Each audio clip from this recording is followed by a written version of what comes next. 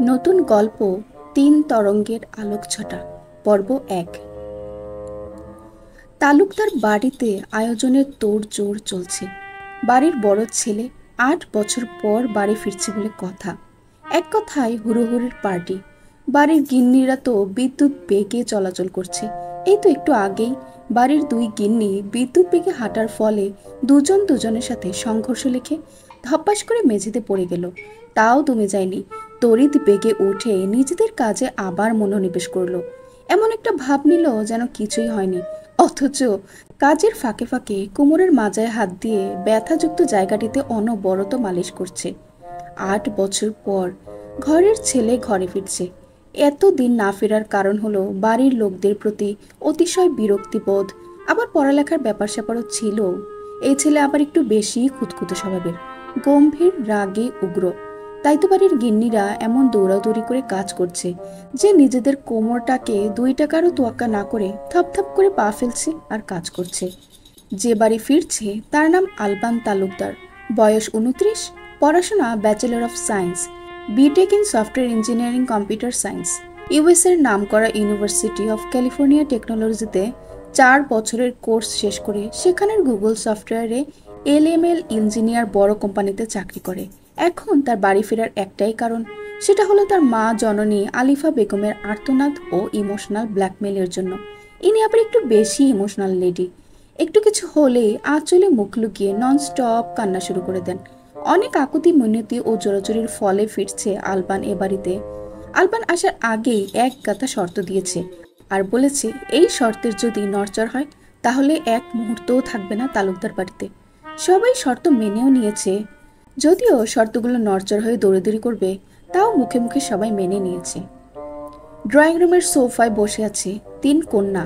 ৩জনেরই গায়ে গোলাপি রঙের জামা। ২জন যমজ, একজন ভিন্ন। যে কেউ দেখলেই বলবে এরা ৩জনই যমজ। হয়তো ৩জনই সবসময় একই জামা কাপড় পরিধান করে পরিপাটি হয়ে থাকে।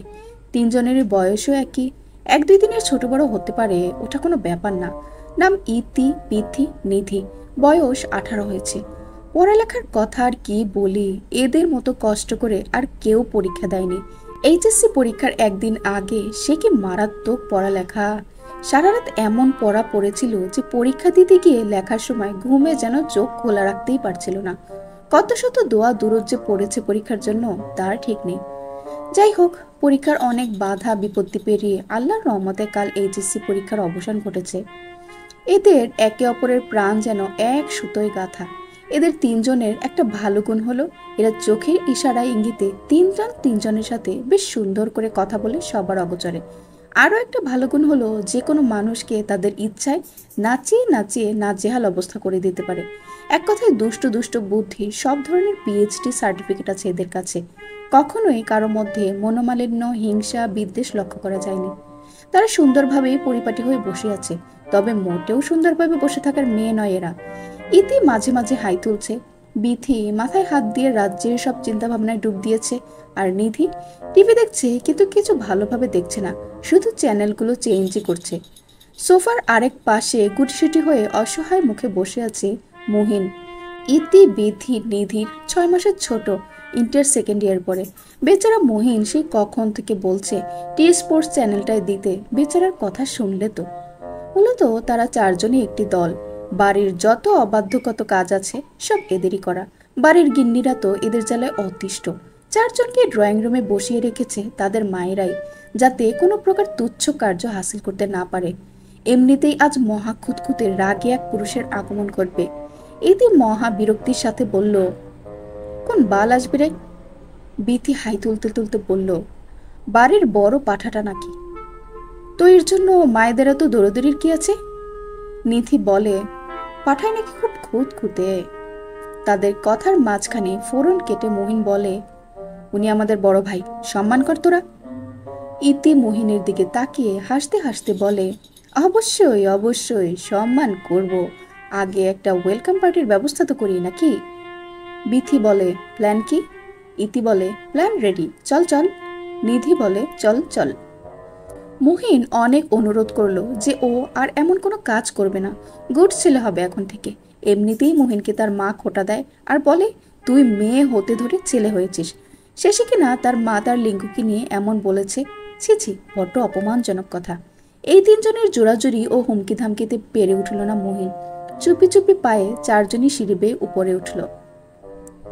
আলবান তালুকদারকে এয়ারপোর্ট থেকে আনতে আলবানের বাবা নাজিম তালুকদার ও চাচা নাইম তালুকদার গেছেন, আর এদের সবার ছোট ভাই নাম নাফিস তালুকদার, সে অফিসে গেছে।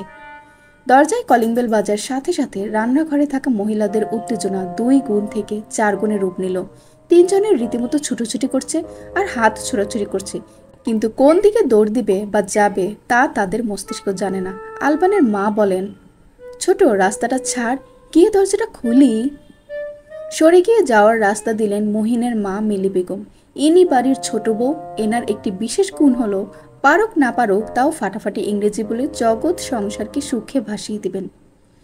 আলিফা বেগম দরজা খুলতেই ভয়ে ধপাস করে মেঝেতে পড়ে গিয়ে ভূত ভূত বলে চেঁচাতে লাগলেন। এনার এমন আকস্মিক চিল্লাচিল্লিতে রান্নাঘরে থাকা 2 গিন্নিও চলে আসলেন। ইতি, নিধি ও বিধির মা সিদ্দিকা বেগম। ইনি চোখে দেখেন ঠিকই, কিন্তু দেখলেও ভুলভাল দেখে, তাই চশমা ব্যবহার করেন। তিনি হাতে ঝাড়ু নিয়ে উদ্বিগ্ন হয়ে শুধায়, কোথায় কোথায় ভূত, কোথায়? আলিফা বেগম হাত দিয়ে দরজার দিকে দেখিয়ে দেয়। সিদ্দিকা বেগমও দেখে, একটু ভয় পান, কিন্তু তাও সূক্ষ্ম চোখে ভালো করে দেখার চেষ্টা করেন। কারা এরা? চশমাটা চোখ থেকে খুলে শাড়িতে মুছে আবার পরেন। এবার দেখেন সামনে দাঁড়িয়ে 3টি যুবক। তিনজনের গায়ে গোবরের পানির মতো কিছু একটা লেগেছে, নাকি এটা কোনো রং তিনি ঠিকঠাক বুঝতে পারলেন না। তিনি তাদের একটু কাছে গিয়ে বললেন, বাবা, তোমাদের পোশাকের রংটা তো দারুণ, কিন্তু মুখে আর মাথায় এটা কেমন রং? আর গন্ধটাও চেনা চেনা লাগছে। আলবানের রাগ যেন তীর তীর করে বাড়তে লাগলো। রাগে দুঃখে চোখজোড়া লাল হয়ে আছে। সুঠাম দেহের বলিষ্ঠ পেশিবহুল সুদর্শন পুরুষকে গোবরের পানিতে ভিজে জবুথুবু অবস্থা দেখতে পুরো জলহস্তিদের মতো লাগছে। আলবানের পাশে থাকা বন্ধু আদ্রিয়ান আদ্র, বয়স 29। তার পরিবার বলতে কেউই নেই আলবান ছাড়া। আলবান সহ একই কোম্পানিতে কাজ করে। এর একটা বিশেষ ভালো গুণ হলো ভুল জায়গায় ভুল কথা বলে নিজের মান সম্মানের ফালুদা বানানো। আদ্র অসহায় মুখে সিদ্দিকি বেগমকে বললেন, আন্টি, চশমাটা তো সোজা করে পড়ুন। সিদ্দিকা বেগম এখনই বুঝলেন যে কেন তিনি ঝাপসা দেখছেন। চশমাটা আবার সোজা করে পড়লেন। আলিফা বেগম মাটি থেকে উঠে উত্তেজিত হয়ে আলবানের পাশে আরেক বন্ধু নাম পেটোটা পিকি, ইউএসের একজন বড় ফ্যাশন ডিজাইনার। আলবান ও আদ্রের খুব কাছের বন্ধু হওয়ায় তাদের সাথে বাংলাদেশে এসেছে। পিকির জন্ম ইউএসএতে। পিকি অনেক কষ্টে বাংলা ভাষা শিখেছে, কিন্তু সে যদি একবার বাংলা ভাষায় কথা বলতে শুরু করে তাহলে নিশ্চিত বাংলা ভাষার ইজ্জত নষ্ট করেই ছাড়বে। পিকির সবচেয়ে নজর কাড়বে ছেলে হয়েও মেয়েদের মতো চালচলন ও আচার আচরণ এবং নানা ধরনের মেয়েলি অঙ্গে ভঙ্গি প্রদর্শন করে। মুখে হালকা মেকআপ তো অলওয়েজ, ঠোঁটে লিপস্টিক তো মাস্ট বি। এক কথায় বাংলাদেশের সুদর্শন পুরুষ অ্যাডলফ খানকেও হার মানাবে পিকি। আলিফা বেগম উত্তেজিত হয়ে পিকির কাঁধে হাত দেখিয়ে বললেন, বাবা, তোমার কাঁধে ওটা কি?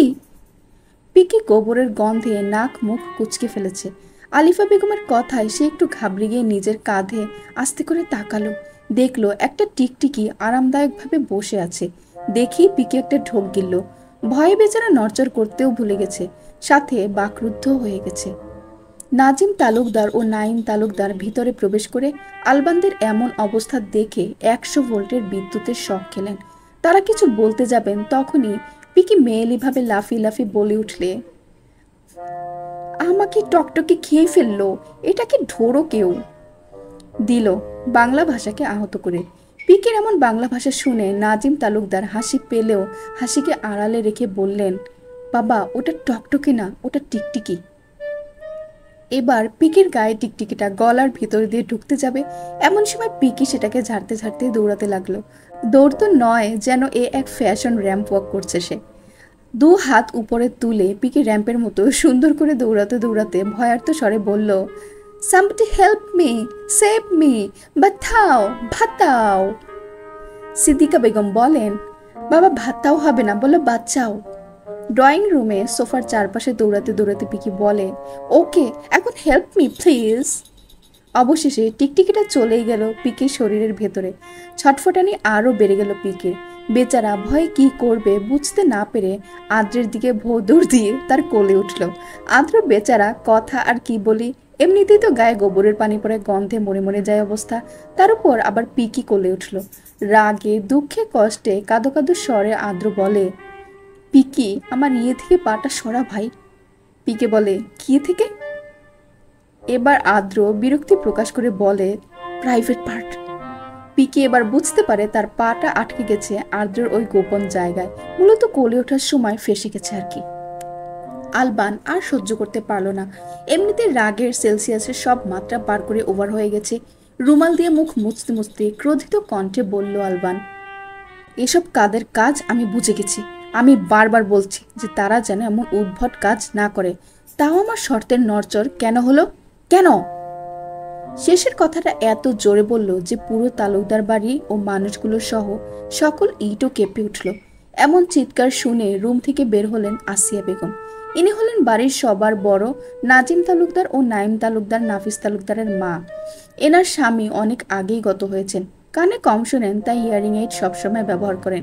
এনারও একটা ভালো গুণ আছে, গুণ বললেও ভুল হবে, এটা তার নিত্যদিনের অভ্যাস। তা হলো ঘরের দরজা বন্ধ করে প্রতিদিন সাজুগুজু করে এবং তার প্রাণনাথ স্বামীর ছবি হাতে নিয়ে কথা বলে। কখনো কাঁদে, আবার কখনো হাসে। স্বামীকে নিজে প্রশ্ন করে নিজেই উত্তর দেয়। খাটের তল থেকে সব দেখে ফেলা ও ধরে ফেলা ইতি বিথি নিধি। এ নিয়ে দাদির সাথে তাদের মেলা ঝামেলা হয়েছে। এ নিয়ে আসিয়া বেগমের সে কি কান্না। তার ভাষ্যমতে তার নাকি কোনো প্রাইভেসি নেই। তিনি আলবানদের দিকে এগিয়ে এসে বললেন, কারা এসেমরারা? সিদ্দিকা বেগম বললেন, আলবান ও তার বন্ধুরা। তিনি অবাক হয়ে বলেন, না, আমি বিশ্বাস করতাম না। আমার হিরোর মতো দাদু ভাইয়ের একই দশা, কে করলো এমন? আলবান আরো রাগ দেখিয়ে বলল, কে করতে পারে বুঝো না? ও, বুঝবে কেমন করে? তাদের দোষ তো তোমাদের কারো চোখে পড়বেই না। নাজিম তালুকদার বলে, আলবান তুই কাকে বোঝাতে চাচ্ছিস? কাকে আবার? কোবরা টুইস্টদের ইতি নিধি বিধির কথা বলছিস? তো এমন কাজ আর কে করবে শুনি? আমার লক্ষ্মী মায়েরা এমন করেনি, বুঝলি? আলবানের রাগ আরও বেড়ে গেল। তার বাবাকে আর কিছু না বলে তার মাকে বলল, বা আমি ফোনে কি বলেছি?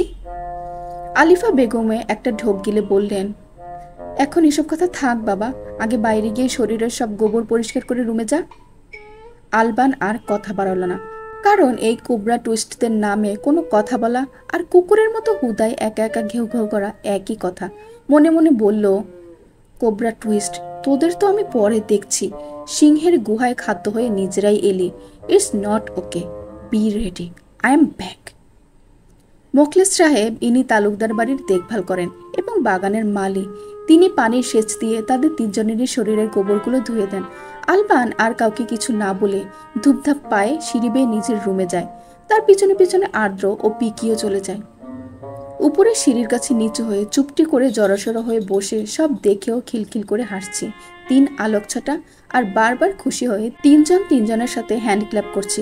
মূলত তারা বেলকনিতে গিয়ে এই অকাজ করে নাস্তানুবাদ করলো আলবানদের। যখনই দেখে আলবান উপরে আসছে, তখনই তিন বোনে নিজের রুমে ভৌ দৌড় দেয়। দৌড়ে গিয়ে দরজা বন্ধ করে দেয়। মোহিন বেচারাকে আবার ফাঁসিয়ে দিয়ে চলে গেল। মোহিনের সাথে সবসময় এমন করে, দোষ না করেও দোষী হয়ে তার বাবা বড় বাবাদের কাছে বকা খেতে হয়। মোহিনের মা তো নন স্টপ বকে বকে কানের পোকা নাড়িয়ে দেয়। নিশ্চিত আজ আলবানদের গায়ে গোবর পানি ফেলার দোষটাও মোহিনেরই হবে। কিন্তু মোহিন তো কিছুই করেনি, সব ওই তিন আলোক ছটাতের কাজ। এখন মোহিনও সাহস করে পিছন ফিরে ছাদের দিকে মারে এক দৌড়। দৌড়াতে দৌড়াতে বলে, ভাইয়ার সামনে পড়লে নিশ্চিত আমি আজ শেষ। পালা মোহিন, পালা। আলবান আদ্র ও পিকিকে তাদের বরাদ্দকৃত রুমটা দেখিয়ে দিয়ে সে নিজের রুমে গিয়েই ওয়াশরুমে চলে যায়। ইতি বিথি নিধি নিজেদের রুমের ভেতর মাঝারি ভলিউম দিয়ে ইংরেজি গান ছাড়িয়ে ইচ্ছে মতো নাচছে। আর গানটা হলো চাম্মাক চাল্ল। পর্ব 2। ফ্রেশ হয়ে ড্রয়িং রুমে বসে আছে আলবান, আদ্র ও পিকি। আলবানের কানে ইয়ারবাড লাগানো ও হাতে কফির মগ। অফিসিয়াল টিম স্ট্যাটাস নিয়ে ইংরেজিতে বকবক করছে। কখনো শান্তভাবে কথা বলছে, তো আবার কখনো ক্রোধ দেখিয়ে কথা বলছে। পিকি ঠুসঠাস শব্দ করে হ্যান্ডহোল্ড কনসোল নিয়ে গেম খেলছে। আদ্র সোফায় আরাম করে বসে বাড়িটা দেখছে। সোফার পাশে সেন্টার টেবিল থেকে নিজের কফিটা নিয়ে খেতে লাগলো ও খুঁজতে লাগলো তিন কাল নাগিনীদের। বাড়ির তিন গিন্নি রান্নাঘরে নিজেদের মতো কথা বলে হাসি খুশি মনোভাব নিয়ে কাজ করছে। সিঁড়ি দিয়ে আস্তে আস্তে পা ফেলে নামছে ইতি, বিথি, নিধি। ইতির পেছনে বিথি, বিথির পেছনে নিধি। সিঁড়ি দিয়ে নেমে তিনজন তিনজনের দিকে তাকিয়ে চোখে চোখে নিজেদের মতো কথা বলা শেষ হলেই এগিয়ে যায় সোফার দিকে। আলবান, আদ্র ও পিকি তিনজনেই মনোযোগ দেয় তাদের সামনে দাঁড়ানো তিন আলোকছটাদের দিকে। পরনে কালো সূক্ষ্ম বুনন করা একই রকম থ্রি পিস, তিনজনের মাথায় ওড়না দেয়া। আলবানের সামনে তিনজনেই হাতগুলোকে সামনে রেখে সম্মানের সহিত মাথা নিচু করে দাঁড়িয়ে আছে। দেখে মনে হচ্ছে এদের মতো ভদ্র মেয়ে আর কোথাও নেই, থাকতে পারেই না। আলবান কান থেকে ইয়ারবাডটা খুলে আলোকছটাদের গম্ভীর কণ্ঠে বলে, সমস্যা কি? সামনে কাল নাগিনের মতো দাঁড়িয়ে আছিস কেন? বাহ, কালো জামাও পরেছিস দেখছি। কাল নাগিন বলায় তিনজনেই বেশ চটে গেল, কিন্তু প্রকাশ করলো না। আলবানের কথাকে ইগনোর করে ঠোঁটে বাঁকা হাসির রেখা টেনে তিনজনেই একসাথে বলে, আসসালামু আলাইকুম দাবানল ভাই, কেমন আছেন? এই দাবানল নামটাই সহ্য করতে পারে না আলবান। ছোটবেলায় তো এই দাবানল ভাই নামটা বলে বলে মুখে ফেনা তুলতো এই তিন আলোকছটা। অমনি আলবানও ধাওয়া শুরু করে দিত। তিন আলোকছটাদেরই বা দোষ কি? আলবানের নাম তাদের মুখে স্পষ্টভাবে আসেই না, সহজভাবে দাবানল ভাই নামটা চলে আসে। আলবান রাগ দেখিয়ে যখনই কিছু বলতে যাবে তখনই আদ্র বলে, এরাই তাহলে কোবরা টুইস্ট? তাহলে একটু পরিচয় করিয়ে দে, একটু পরিচিত হই। চোখ বন্ধ করে আলবান একটা শ্বাস ফেলে রাগকে সংযত করে এবং তিন আলোকছটাদের দিকে তাকিয়ে বলে, ও আমার বন্ধু আদ্রান আদ্র। ও। কথা শেষ না হতেই ইতি, বিথি, নিধি একসাথে আবার বলে, আসসালামু আলাইকুম পাদ্র ভাই। নিমিষেই আদ্রের মুখের কালো ছায়া নেমে আসলো। অসহায় মুখ নিয়ে আলবানকে বলে, ভাই আলবান, আমার নামটাকে বাঁচা, আমার নামের ইজ্জত ধুয়ে দিল ওরা। আলবান বলে, দেখ আদ্র, ছোট থেকে ওরা আমাকে দাবানল ভাই ছাড়া কোনো কালেই আলবান ভাই বলে ডাকে নাই। এখন যখন তোকে একবার পাদ্র ভাই বলেছে তাহলে ওটাই ফিক্স নাম। পাশে বসে থাকা পিকি মুখে হাত দিয়ে মুচকি মুচকি হাসছে। আলবান এবার পিকিকে দেখিয়ে বলল, ও আমার বন্ধু, ইউএস এর একজন বড় ফ্যাশন ডিজাইনার, ওর নাম পিটোটা। আবারও কথা শেষ করতে না দিয়ে ইতি, বিধি, নিধি বলে, আসসালামু আলাইকুম পটেটো ভাই। পিকির এমন নামে আলবানের হাসি পায়। আদ্র তো জোরে জোরে হাসতে হাসতে সোফায় শুয়ে পড়ে। এদিকে পিকির অবস্থা দেখার মতো, বেচারার হাসি হাসি মুখখানি চুপসে গেছে। ইতি, বিথি, নিধিকে পিকি হাতের কবজির টিল করে নাড়াতে নাড়াতে বলে, সুইটির দলেরা, আমার নাম পেটোটা পিকি, তোমরা আমাকে পিকি বলে ডাকবে, ওকে? ইতি বলে, আপনি আলুর মতো দেখতে সুন্দর ও গোলুমোলু, তাই আপনার নাম সিলেক্টেড পটেটোই। ইস, আপনার নাম রাখার সময় যদি আমি থাকতাম তাহলে এই নামটাই রাখতাম। আপনার আকিকার সময় কেন ডাকলেন না পটেটো ভাই? ইতির কথা শুনে আলবান, আদ্র ও পিকি তাজ্জব বনে চলে যায়। আলবান দাঁতে দাঁত চেপে বলে, ইডিয়েট, তোর তখন জন্মই হয়নি। নিধি বলে, আমি তো জন্মেছিলাম, তাই না দাবানল ভাই? আদ্র নিজের মাথায় হাত চাপকে বলে, তোমরা তিনজনেই জন্মেছিলে, শুধু পিকি জন্মায়নি? বিথি বলে, আরো পাদ্র ভাই, বুঝেন না কেন? কি বুঝলাম না? ওটাই তো বুঝলেন না। আরে সেটা কোনটা? আপনি বুঝবেন না। বুঝবো, বলো। সত্যি বলবো? হ্যাঁ। আসলে আমিও কিছু বুঝি নাই। জন্ম আগে হোক বা পরে, আমাদের তাও দাওয়াত দেওয়া উচিত ছিল পটেটো ভাইয়ের। আদ্র হাঁ হয়ে তাকিয়ে রইল বিথির দিকে কিছুক্ষণ। সে মূলত বিথির কথাটা বোঝার চেষ্টা করছে। হঠাৎ করে কোত্থেকে একটা মশা এসে ঢুকে গেল আদ্রর মুখে। আদ্র তাও হাঁ হয়ে বিথিকেই দেখছে। মশা চেয়ে মুখে ঢুকে ভো ভো করে বেরিয়ে আসার জন্য তা ঠিক বুঝতে পারলো বিথি। ওড়নার এক পাশ ঘুরাতে ঘুরাতে বিথি বলে, মশা মুখে ঢুকে বাচ্চা ফুটাবে বলে পাদ্র ভাই তার মুখের ভিতর তাদের স্থান দিল। কত ভালো মানুষ আমাকে পাদ্র ভাই। তিন বোনেই একসাথে হাত উপরে তুলে জয়ধ্বনি দেয়। মানবতার প্রতীক কে? পাদ্র ভাই ছাড়া আর কে? আমার ভাই, তোমার ভাই, পাদ্র ভাই, পাদ্র ভাই। আদ্র একটা জোরে শ্বাস ফেললো, তাতে মশাটা বেরিয়ে গেল। আদ্রর চোখ জোড়া বড় বড় হয়ে গেছে, চোখ মুখ কুচকে গেছে। একরাশ বিরক্তি নিয়ে আদ্র বলে, ছি, কি বাজে ব্যাপার, মশা আমার মুখে ঢুকেছিল। নিধি বলে, নিশ্চিত আপনার মুখের গন্ধে টিকতে পারে নাই মশা। আলবান এবার রাগ দেখিয়ে বলে, শ্যাট আপ নিধি, যা গিয়ে পানি এনে দে। নিধি খানিকটা বিরক্তি প্রকাশ করে রান্নাঘরে যায় পানি আনতে। একটু আগেই ইতিবিথি নিধির একমাত্র ফুফু এসেছে, নাম নীলা বেগম। তার 2 সন্তান, 1 মেয়ে ও 1 ছেলে। মেয়ের নাম নিঝুম, বয়স 17 বছর 6 মাস, দ্বাদশ শ্রেণীতে পড়ে। ছেলের নাম নিখিল, বয়স 11। ইতিবিথি নিধির 3 মাসের ছোট নিঝুম। নিঝুম ও মহিন সমবয়সী। নিঝুম এই কিশোরী বয়সে আলবানকে নিয়ে কত কি ভাবে। বিয়ে করেছে, সংসার করেছে, 10টা বাচ্চা কাচ্চা হয়েছে। বাচ্চাদের ডাইপার চেঞ্জ করে দিচ্ছে আলবান। নিঝুম রান্নাঘরে পেঁয়াজ কাটার ফলে চোখ দিয়ে পানি পড়ছে, তা দেখে আলবান তার পরনের শার্ট দিয়ে যত্ন করে তার চোখ মুছে দেয়, এমনকি নাকের সুর দিয়েও মুছে দিচ্ছে। আরো কত কি ভাবে দিনরাত। নীলা বেগমকে দেখে ইতিবিথি নিধি দৌড়ে এসে চাপটে ধরে। নীলা বেগম হাসতে হাসতে বলে, ওরে মারে, আমার হাড় হাড্ডি ভাঙ্গা দিলি তোরা। ইতি বলে, কেমন আছো ফুপি? ভালো আছি, তোরা কেমন আছিস? তিনজনেই বলে, আলহামদুলিল্লাহ ভালো আছি। নিঝুম এক মনে তাকিয়ে আছে সোফায় বসা আলবানের দিকে। এতদিন ফোনের স্ক্রিনে দেখেছিল, আর আজ সামনাসামনি দেখছে। ইতিবিধি নিধি তারা নিঝুমকে চোখ ছোট ছোট করে পর্যবেক্ষণ করছে। তিনজনেই যে নিঝুমকে দেখছে সেদিকে নিঝুমের কোনো খেয়ালই নেই। বিধি নিঝুমের মাথায় একটা চড় মেলে বলে, ওই মাইয়া ওই, মনে কি সাইয়া সাইয়া চলে নাকি বিদেশি ভূতগুলোরে দেখা? নিঝুম নিজের ভাবনার জগৎ থেকে বেরিয়ে চোখ বড় বড় করে তাকিয়ে বিধিকে বলে, ভূত কারে কইস তুই? উনি ভূত না। ইথি বুড়ো কুচকে বলে, আচ্ছা ভূত না, ওরা হচ্ছে বিদেশি পাটা, এবার হইছে? নিঝুম রাগ দেখিয়ে বলে, ইতি রাগ উঠাস না, সর সামনে থেকে। নিধি বলে, সম্মান করে কথা বল, আমরা তোর বয়সে বড় লাগে। নিঝুম আর কিছু না বলে মুখ বাঁকিয়ে চলে যায় সোফার দিকে। ইতি বলে, মেয়েটার বিয়ে দেওয়া জরুরি রে, কি বলিস?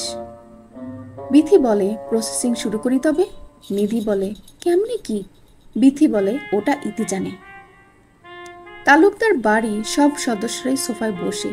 নীলা বেগম আশায় তালুকদার বাড়িতে আরো বেশি হইচই মেটে উঠেছে। নীলা বেগম আলবান ও তার বন্ধুদের সাথে পরিচিত হয়। নিঝুমও সবার সাথে পরিচিত হয়। এদিকে আদ্র হিসাব মেলাতে ব্যস্ত। পিকির কানের কাছে গিয়ে আদ্র বলে, ভাই, এইবারের মহিলাদের সাথে লাগা যাবে না বুঝলি, তাদের সামনে ভেজা বিড়াল হয়ে থাকা লাগবে। ব্রু কুচকে পিকি বলে, কেন? আমার সাথে তুইও একটু ক্যালকুলাস কর, দেখ। তুই, আমি, আলবান, আলবানের বাবা নাজিম তালুকদার, চাচা নাইম তালুকদার, ছোট চাচা নাফিস তালুকদার, আর ছোট ভাই বলতে মহিন, তাহলে পুরুষরা কয়জন হলো? কিছুটা অবাক হয়ে পিকি বলে, 7 জন। এবার ইতি বিথি নিধি, এদের মা সিদ্দিকা বেগম, আলবানের মা আলিফা বেগম, মহিনের মা মিলি বেগম, মহিনের ছোট বোন মিশকাত, নিঝুম, নিঝুমের মা আলবানের দাদি, এরা এখন কয়জন হলো? 10 জন। এখন আমার কি মনে হচ্ছে জানিস? কি? আমি মহিলাদের কলেজের গার্ড, ভাবছি তোকেও মহিলাদের দলে দিব, কি বলিস? পিকে হাতের কবজিগুলো ঢিলে করে নাড়াতে নাড়াতে বলল, বাড়ির মহিলাগুলো অনেক কিউটি কিউটি, বিশেষ করে কোবরা টুইস্টরা, তাই আমি তাদের গ্রুপে জয়েন হতে কোনো প্রবলেম নেই। ওই দিন কাল নাগিনীরা কি করেছে ভুলে গেলি সব? একটু সিকি, তবে খুবই কিউট গার্ল। সোফায় একপাশে দাঁড়িয়েছিল ইতি বিথি নিধি। আদ্র তাদের দিকে তাকিয়ে কিছু একটা ভেবে বলে, কোবরা টুইস্ট, তোমাদের ভবিষ্যৎ প্ল্যান কি? 3 আলোকছটারা তাদের বাবার দিকে একবার তাকিয়ে ভয়ের তো কণ্ঠে বিথি বলে, আমি ডাক্তার হব পাদ্র ভাইয়া। নিধি বলে, আমিও ডাক্তার হব। ইতি কিছু বলে না, তাই আদ্র আবার বলে, তুমি কি হবে ইতি? অলসে ভাব নিয়ে ইতি বলে, আমি রোগী হব পাদ্র ভাই। ইতির এমন কথায় সোফায় থাকা প্রত্যেক সদস্য ইতির দিকে তাকায়। ইতির বাবা হালকা রাগী চোখে ইতির দিকে তাকিয়ে বলে, মামনি, ওরা ডাক্তার হলে তুমিও হবে? ইতি তার বাবার কাছে গিয়ে একটু বিরক্তি নিয়ে বলে, বাবা জানো, একদিন আমাদের ক্লাসের শিক্ষক সবাইকে বলেছিল, তোমরা ভবিষ্যতে কি হতে চাও তা এক্সপ্লেন করো। উত্তরে 99% মেয়ে বলেছে আমি ডাক্তার হব, শুধু 1% ভিন্ন কিছু বলেছে। এখন আমি যেটা ভাবছি, সবাই যদি ডাক্তার হয় তাহলে এত এত রোগী কোথায় পাবে? আর যেহেতু এত রোগী নেই, তাই আমার রোগী হওয়ার পথে কোনো বাধাও নেই। তাই সেদিক থেকে প্ল্যান করি ভবিষ্যতে আমি একজন বিশ্বের বড় রোগী হব, একদম নামকরা রোগী। সোফায় বসে থাকা সবাই আহাম্মকের মতো হাঁ করে তাকিয়ে থাকি ইতির দিকে। সিদ্দিকা বেগম রান্নাঘর থেকে সব কথা শুনে সোফার কাছে আসে। হাতে তরকারি নেড়ে দেওয়া খুন্তিটা নাড়াতে নাড়াতে রাগের স্বরে বলে, কে বললো এই কথা? কে বললো? আর একবার বলুক, আমার খুন্তির পজিশন রেডি আছে। বল বল, কে বললি এই কথা? ইতি তার মায়ের রাগ কেমন তা ভালো করেই জানে। সবার সামনে মেরে প্রেস্টিজ পাংচার করতে 1 মিনিটও ভাববে না। তাই ইতি তড়িৎ বেঁকে আলবানের বাবার পাশে বসে লুকালো। এই মুহূর্তে তাকে তার বড় বাবা ছাড়া কেউ বাঁচাতে পারবে না।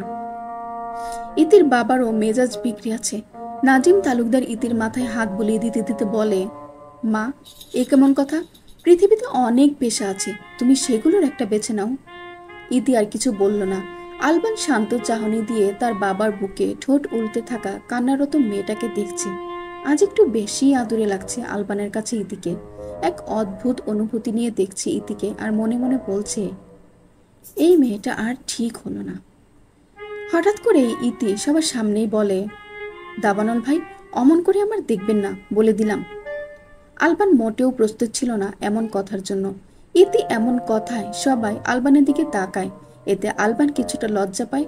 গলা খাঁকড়ে দিয়ে বলে, আমার কি খেয়ে দেয়ে কাজ নেই নাকি যে তোকে দেখবো?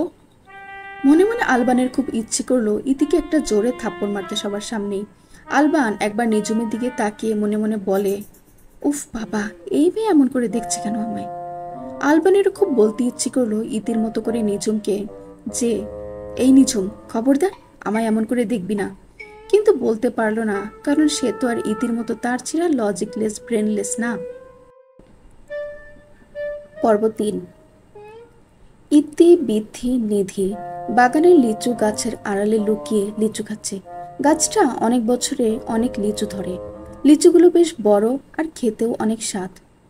প্রতিদিনের কাজ তাদের লিচুর গাছে বসে লিচু খাওয়া, কিন্তু আজ গাছের আড়ালে ঝোপে বসে লিচু খাচ্ছে আর পাহারা দিচ্ছে। পাশের পাড়ার কিছু বিচ্ছু ছেলে বাচ্চারা আছে, প্রতিদিন গাছে উঠে লিচু নিয়ে ভো দৌড় দেয়। কালকে ব্যালকনি থেকে বিথির চোখে পড়ে সে দৃশ্য।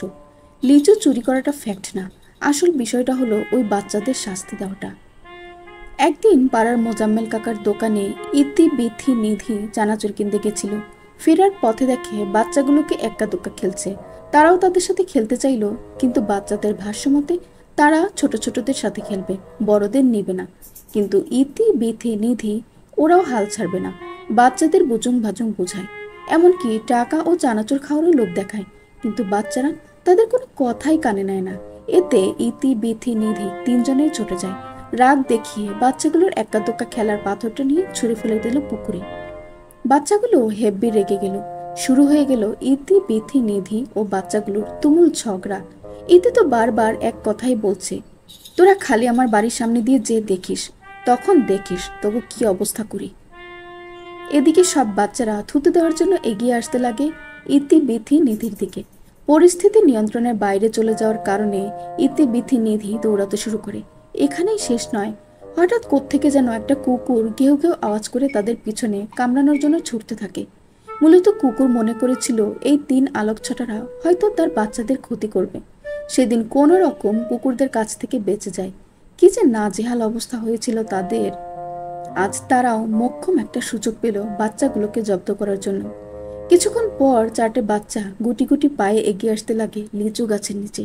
তারা ভাবলো হয়তো কেউ নেই, কিন্তু ওদিকে ঝোপের আড়ালে বসে 3 বোনই তাদের দেখছে। বাচ্চাগুলো এমন ভাবে পা টিপে টিপে আসছে যেন একটা পিঁপড়াও টের না পায়। বাচ্চাগুলো লিচু গাছে এসে একে অপরের সাথে ফিসফিস করে বলল, রাকিব, তুই গাছে উঠ। না বাবা, আমি পারবো না। এর আগে একবার গাছে উঠে নামার সময় প্রচুর ব্যথা পেয়েছি। বাসায় গিয়ে মায়ের মেলা মার খেয়েছি। তাহলে আব্দুল, তুই ওঠ। আব্দুল উঠতে রাজি হয় এবং গাছে ওঠার জন্য উদ্বিগ্ন হয়। এমন সময় ঝোপের আড়াল থেকে 3 বোন বেরিয়ে আসে। ইতি বলে, আব্দুল তুই থাক, আমি গাছে উঠি। 4 জন বাচ্চাই তাদের দিকে তাকিয়ে হকচকিয়ে উঠে। পালানোর চেষ্টা করলেই নীতি, বিধি তাদের পিছন গিয়ে দাঁড়ায়। বিথি বলে, কই যাও চান্দুরা? নিধি বলে, বারবার ঘুঘু তুমি খেয়ে যাবে ধান, এবার আর পাবে না পার। বাচ্চাদের মুখগুলো মুহূর্তেই শুকনো হয়ে গেল, ভয়ে জড়সড় হয়ে আছে। একটা বাচ্চা বলে, আমাদের পুলিশে দিও না আপুরা, আমরা আর লিচু পাড়তে আসবো না। ইতির বাচ্চাগুলোকে দেখে খুব মায়া হলো। নিধি বলল, চুরি করা অন্যায়, জানিস না তোরা? জানি আপু। তাহলে কেন চুরি করিস? আমাদের বললেই তো হয়, আমরা কি তোদের দিতাম না নাকি? আমরা 3 বোন অনেক দয়ালু, বুঝলি? বাচ্চারা সবাই একসাথে বলে, সরি আপু, আর চুরি করব না। বাচ্চাগুলোকে 3 বোন আর কিছুই বলল না। ইতি বলল, আব্দুল, গাছে উঠ। অ্যাঁ? নয়, হ্যাঁ, যা গাছে উঠ। আব্দুল খুশিতে গদগদ হয়ে গাছে উঠে। সকল বাচ্চারাও খুশিতে লাফাতে থাকে। আব্দুল একটা পলিথিন ভর্তি করে লিচু পাড়ে। সবাই সেগুলো ভাগ করে খেতে থাকে। সবার খাওয়া শেষ হলে ইতি সবার উদ্দেশ্যে বলল, এখন এক্কা দুক্কা খেলবো, তার জন্য ওখানে একটা ঘর তৈরি কর তোরা। বাচ্চাগুলো খুশি হয়ে ঘর আঁকলো। আব্দুলের পকেটেই গুটি ছিল, তাই আর গুটির জন্য কষ্ট করতে হলো না।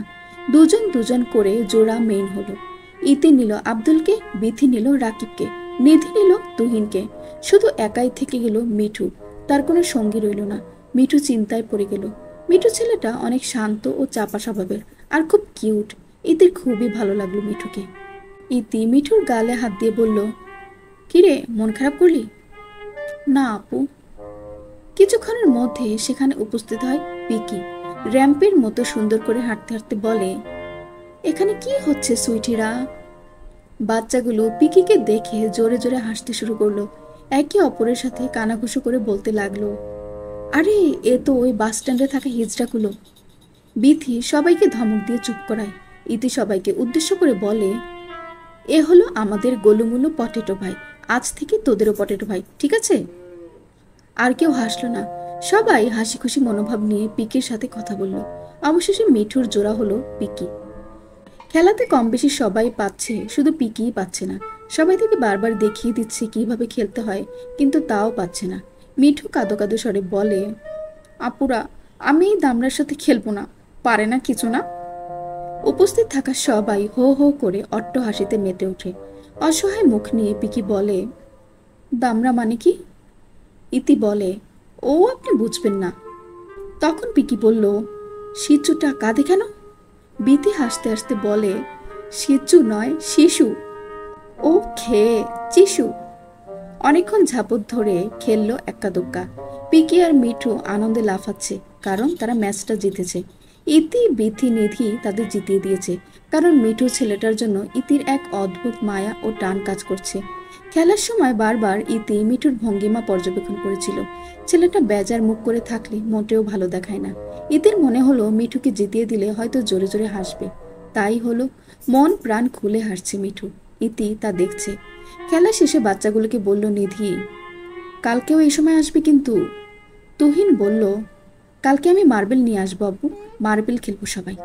ইতি বলল, আচ্ছা, সাবধানে যাবে কিন্তু। সব বাচ্চারা মাথা নাড়িয়ে হ্যাঁ সম্মতি জানিয়ে নেচে নেচে চলে গেল। পিকি বলে, অনেক এনজয় করলাম সুইটিরা, আমিও রেগুলার খেলতে আসবো। 3 বোন মাথা নাড়িয়ে সম্মতি জানিয়ে হাসতে হাসতে বাড়ির দিকে চলে যায়। আলবান শার্ট প্যান্ট পরে পরিপাটি হয়ে নিচে নামছে। আলোক ছটাদের ঘামন্ত অবস্থা থেকে গম্ভীর কণ্ঠে বলে, কোথায় পাকনামা করতে গিয়ে ধাওয়া খেয়েলি? পিকিও কি তোদের দলে নাম নিল নাকি? ইতি বলে, আপনার গম্ভীরতা কমানোর ওষুধ আনতে গিয়েছিলাম দোকানে। দোকানদারকে বললাম গম্ভীরতা কমানোর ওষুধ চাই। দোকানদার আবার কানে বেশি শুনে। তিনি মনে করলেন আমরা তার কাছে গাঞ্জা কিনতে এসেছি, তাও আবার মেয়ে হয়ে, তাই তিনি ধাওয়া শুরু করে দিলেন। আলবান সিরিয়াস ভঙ্গিতে ইদির দিকে এগিয়ে এসে ব্যঙ্গ করে বলল, তারপর তারপর তারপর আর কি? দোকানদার আমাদের ধরে ফেললো এবং গাঞ্জাকে খায় জিজ্ঞেস করলো। আমি বাধ্য মেয়ের মতো আপনার নামটা বলে দিলাম। এবার আলবান তেরে আসে ইতিকে মারার জন্য। ইতি দ্রুত পালিয়ে সোফার কাছে যায়। বিথি, নিধি ও পালায়। আলবান তাদের দিকে তাকিয়ে রাগ দেখিয়ে বলে, অভদ্র হয়ে গেছিস তোরা, দেখতে থাক শুধু তোদের কি অবস্থা করি। আলবান এবার পিকিকে রাগ দেখিয়ে বলে, তুই কি এখন যাবি বাইরে ঘুরতে? কাল থেকে তো কানের পোকা নাড়িয়ে দিলি ঘুরতে যাবি বলে। পিকি খুশি হয়ে বলে, সুইটিরা যাবে না? কোনো কালনাগিনীদের আমার সাথে নিতে পারবো না। সোফার ওপাশ থেকে ইতি বলে, আমরাও কোনো দাবানলের সাথে কোথাও যাব না। আলবান আবার তেড়ে যায় ইতির দিকে। এবার 3 বোনে প্রাণপণ দৌড় লাগায় সিঁড়ির দিকে। আলবান কিছু একটা ভেবে তাদের গম্ভীর কণ্ঠে বলে, 5 মিনিটের মধ্যে রেডি হয়ে নিচে আয় 3টায়। 1 মিনিটও যেন লেট না হয়, হলে খবর আছে বলে দিলাম। 10 মিনিট ধরে সোফায় বিরক্তি নিয়ে বসে আছে আলবান, পিকি, ইতি, বিথি, নিধি, নিঝুম, মহিন। নিঝুমের মা কালকে চলে গেছে, কিন্তু নিঝুম যায়নি। এদিকে আদ্রের কোনো পাত্তাই নেই। আলবান রাগে ফুঁসছে, বারবার সোফা থেকে উঠছে আর আদ্র বলে চিৎকার করে ডাকছে। বাড়ির গিন্নিরা একবার এসে তাদের এমন অবস্থা থেকে হা হুতাশ করে আবার নিজের কাজে চলে যায়। এদিকে ইতিবিতি নিধি মুখে ওড়না চেপে হাসছে। নিঝুম মহিনও প্রচুর বিরক্ত হচ্ছে। পাক্কা 15 মিনিটের মাথায় আদ্র বেরিয়ে আসে দৌড়াতে দৌড়াতে। আদ্রকে সিঁড়ি দিয়ে নামতে দেখে 3 বোন হাত দিয়ে মুখ ঢেকে ফেলে, কিন্তু নিধি মুখ ঢাকে না। সে নির্লজ্জের মতো আদ্রকে দেখতে থাকে। এদিকে পিকি আর আলবান হা হয়ে গেছে আদ্রকে দেখে। আসলে আলবানের এমনভাবে চিৎকার চেঁচামেচি শুনে আদ্র যে ঘাবড়ে গিয়ে কি করবে না করবে অবস্থা। বেচারা প্যান্ট পরতেই ভুলে গেছে। আদ্রর পরনে এখন শার্ট আর কালো রঙের জাঙ্গিয়া পরা। শার্টের হাতা গোটাতে গোটাতে সেই লেভেলের ভাব নিয়ে নিচে নামছে। আলবান আলোক ছটাদের দিকে তাকায়, দেখে 3জনেই মুখে হাত দিয়ে ঢেকে আছে। ইতি বিথি নিঝুম কিছুই দেখছে না, কিন্তু নিধি নির্লজ্জের মতো আদ্রর পায়ের বড় লোমগুলো হাতের ফাঁক দিয়ে দেখে যাচ্ছে, সাথে সবকিছুর বর্ণনাও করছে। আলবান আর পিকি আদ্রর এমন কাণ্ডে হাসবে নাকি কাঁদবে বুঝতে পারছে না। এমন কাণ্ডে মোহিনের চোখ তো বড় বড় হয়ে গেছে। আলবান চোখ দিয়ে অনেকবার ইশারা করলেও আদ্র কিচ্ছুটি বোঝে না। আদ্র বুড়ো কুচকে আলবানকে বলে, এমন করে কেউ ডাকে? বাবারে বাবা, কি রিক্সের মধ্যে ছিলাম। আবার অমন করে তাকিয়ে আছিস কেন? আমি তো রেডি, চল। আবার বলে, কিরে আলবান চল। এবার পিকিকে বলে আদ্র, হোয়াটস রং পিকি? আদ্র এবার 3 আলোকছটা ও নিঝুমের দিকে তাকিয়ে বলে, ওরা ওভাবে মুখ ঢেকে আছে কেন? আলবান এবার রাগ দেখিয়ে বলে, নিজের ইজ্জতের 12টা বাজাইলে আদ্র। কেমনে? প্যান্ট কই তোর? আলবানের কথায় আদ্র এবার আস্তে ধীরে মাথাটা নিচু করে দেখে, সত্যি তো তার পরনের প্যান্ট নেই। 1000 ভোল্টের বিদ্যুৎ শক খায় আদ্র। কি করবে বুঝতে না পেরে দৌড়াতে শুরু করবে। এমন সময় আলবান আদ্রর ঘাড়টা শক্ত করে ধরে বলে, ইডিয়ট, ওদিকের রান্নাঘর, মা ছোট মায়েরা আছে সেখানে। অবশেষে নিজেই নিজের ইজ্জতের ফালুদা বানালো আদ্র। প্রাণপণ দৌড়াতে লাগলো সিঁড়ি দিয়ে নিজের রুমে। ইতিবিথি নিধি ও নিঝুম চোখ থেকে হাত সরিয়ে হাসতে হাসতে গড়াগড়ি খেতে লাগলো একে অপরের সাথে। তাদের সাথে পিকিও হাসে। হাসে না শুধু আলবান আর মহিন, তাদেরও কেমন যেন একটা লজ্জা লজ্জা ভাব আসে। মানে ছেলে ছেলে কানেকশন আর কি। কিছুক্ষণ পর আদ্র মাথাটা নিচু করে নিচে নামে আর নিজেকে ইচ্ছে মতো গালিগালাজ করে। নিঝুমের হাসি থেমে গেছে, কিন্তু ইতিবিধি নিধি হেসেই যাচ্ছে। পেটে হাত চেপে হাসছে। আলবান প্রচুর রাগ দেখিয়ে বলে, থামবি তোরা? থেমে যায় 3জনেই, তবুও মুখে ওড়না চেপে হাসে। সবাই বেরিয়ে পড়লে আদ্র মাথাটা নিচুই রেখেছে। আদ্রর কাছাকাছি এসে নিধি বলে, পাদ্র ভাই, আপনার জাঙ্গিয়ার কালারটা খুব ভালো লাগছে। আসলে আমার কালো কালার খুব পছন্দ তো, তাই আর কি। এই কথা বলেই দৌড়ে চলে যায় ইতির কাছে। আদ্র বেচারার ইচ্ছে করছে এখান থেকে হাওয়া হয়ে উড়ে যেতে, এতটাই লজ্জা পেল। পরেক্ষণেই মনে মনে আওড়ালো, ভাগ্যিস জাঙ্গিয়াটা ছিল, না হলে যে আজ কি হতো। অসংখ্য ধন্যবাদ তোকে জাঙ্গিয়া। 30 মিনিট জার্নির পর তাদের গাড়ি এসে থামলো রমনা পার্কে। পার্কটি অনেক বিখ্যাত। ইতিবিধি নিধি কখনো এমন পার্কে আসা হয়নি। গাড়ি থেকে নেমে 3জনেই হা হয়ে দেখছে। বিশাল বড় মাঠ, গাছপালা, রং বেরঙের ফুল, একদম শান্ত ও মনোরম জায়গা। সারি সারি বসার জায়গা। আদ্রের গলায় ডিএসএলআর ক্যামেরা, সেটি দিয়ে ছবি তুলছে। আলবানের এখানে আসার 2টো কারণ। প্রথমত সবাইকে জায়গাটি দেখানো, দ্বিতীয়ত তার ছোটবেলার এক বন্ধুর সাথে দেখা করা। আরও একটি কারণ আছে, নিঝুম আলবানের পাশাপাশি হাঁটছে, কিন্তু নিঝুম আলবানের সাথে হনহনিয়ে হাঁটতেই পারছে না। কতবার যে পড়ে যেতে ধরেও মনে হলো এই বুঝি আলবান ভাই তাকে ধরলো, কিন্তু তেমন কিছুই হলো না। স্বস্তির নিঃশ্বাস ফেলে আলবানের পিছু হাঁটা ছেড়ে দিয়ে আলোক ছটাদের সাথেই হাঁটতে শুরু করলো। সবাই সবার মতো করে এদিক ওদিক দেখতে দেখতে হাঁটে। হঠাৎ বিথির চোখ আটকে যায় দূরে এক প্রেমিক প্রেমিকার দিকে। কি সুন্দর লাগছে দেখতে, দুজনেই কাপল ড্রেস পরেছে। ছেলেটা মেয়েটার হাত ধরে আছে। বিথির কাছে অসম্ভব সুন্দর লাগছে। ছেলেটা মেয়েটার মাথার চুল আলতো করে টানছে, আবার মেয়েটাও ছেলেটার নাক টানছে। তারপর দুজনেই হাসছে। তাদের হাসি দেখে বিথিও হাসলো। মনে মনে ভাবলো, এতক্ষণ যদি মহিন আমার চুল আর আমি ওর নাক টানতাম, তাহলে নির্ঘাত বিশ্বের 3য় যুদ্ধ লেগে যেত। আর এদিকে এই প্রেমিক প্রেমিকার কি নাটক, বাবারে বাবা, হায় আল্লাহ। আমরা 3 বোন আর কতদিন সিঙ্গেল থাকবো। এবার তো মুখ তুলে চাও নাকি? এসব ভাবতে ভাবতেই যেতে লাগলো বিথি। হঠাৎ কোনো এক শক্তপোক্ত শরীরের সাথে ধাক্কা খেয়ে মুখ থুবড়ে পড়ে গেল বিথি। বিথির দাঁতে ও নাকে একটু ব্যথা পেল। কিছু বুঝে ওঠার আগেই একটা পুরুষালী কণ্ঠ বলে উঠল, মিস, আপনি কি উঠতে পারবেন? না মানে উঠতে পারলে আমি দৌড় দিতাম আর কি। বিথি তার কথায় প্রত্যুত্তর না করে চোখের সামনে দেখতে পেল সাদা কিছু একটা দাঁতের মতো চিকচিক করছে।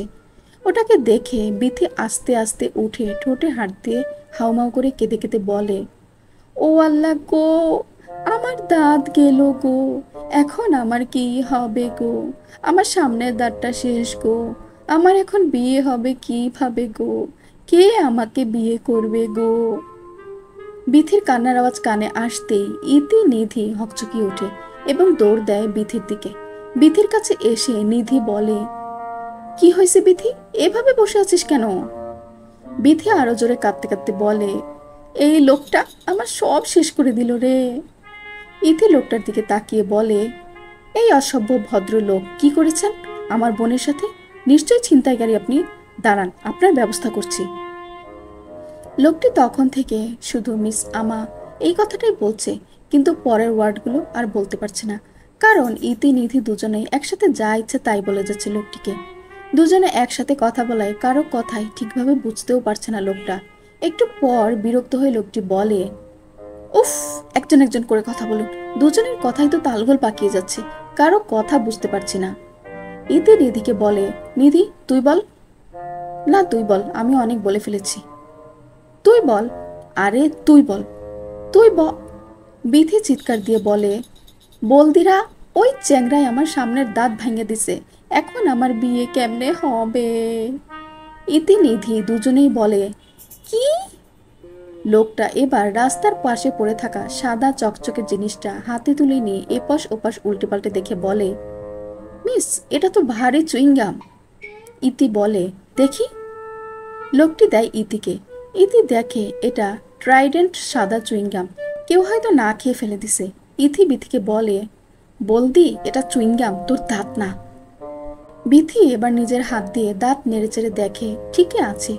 স্বস্তির নিঃশ্বাস ফেলে চোখ মুখ মুছে বসার থেকে উঠে দাঁড়িয়ে বলে, জানিস, এ তো আমার দাঁত চাঁদের আলোর মতো উজ্জ্বল, তাই এটাকে মনে করেছিলাম আমার দাঁত।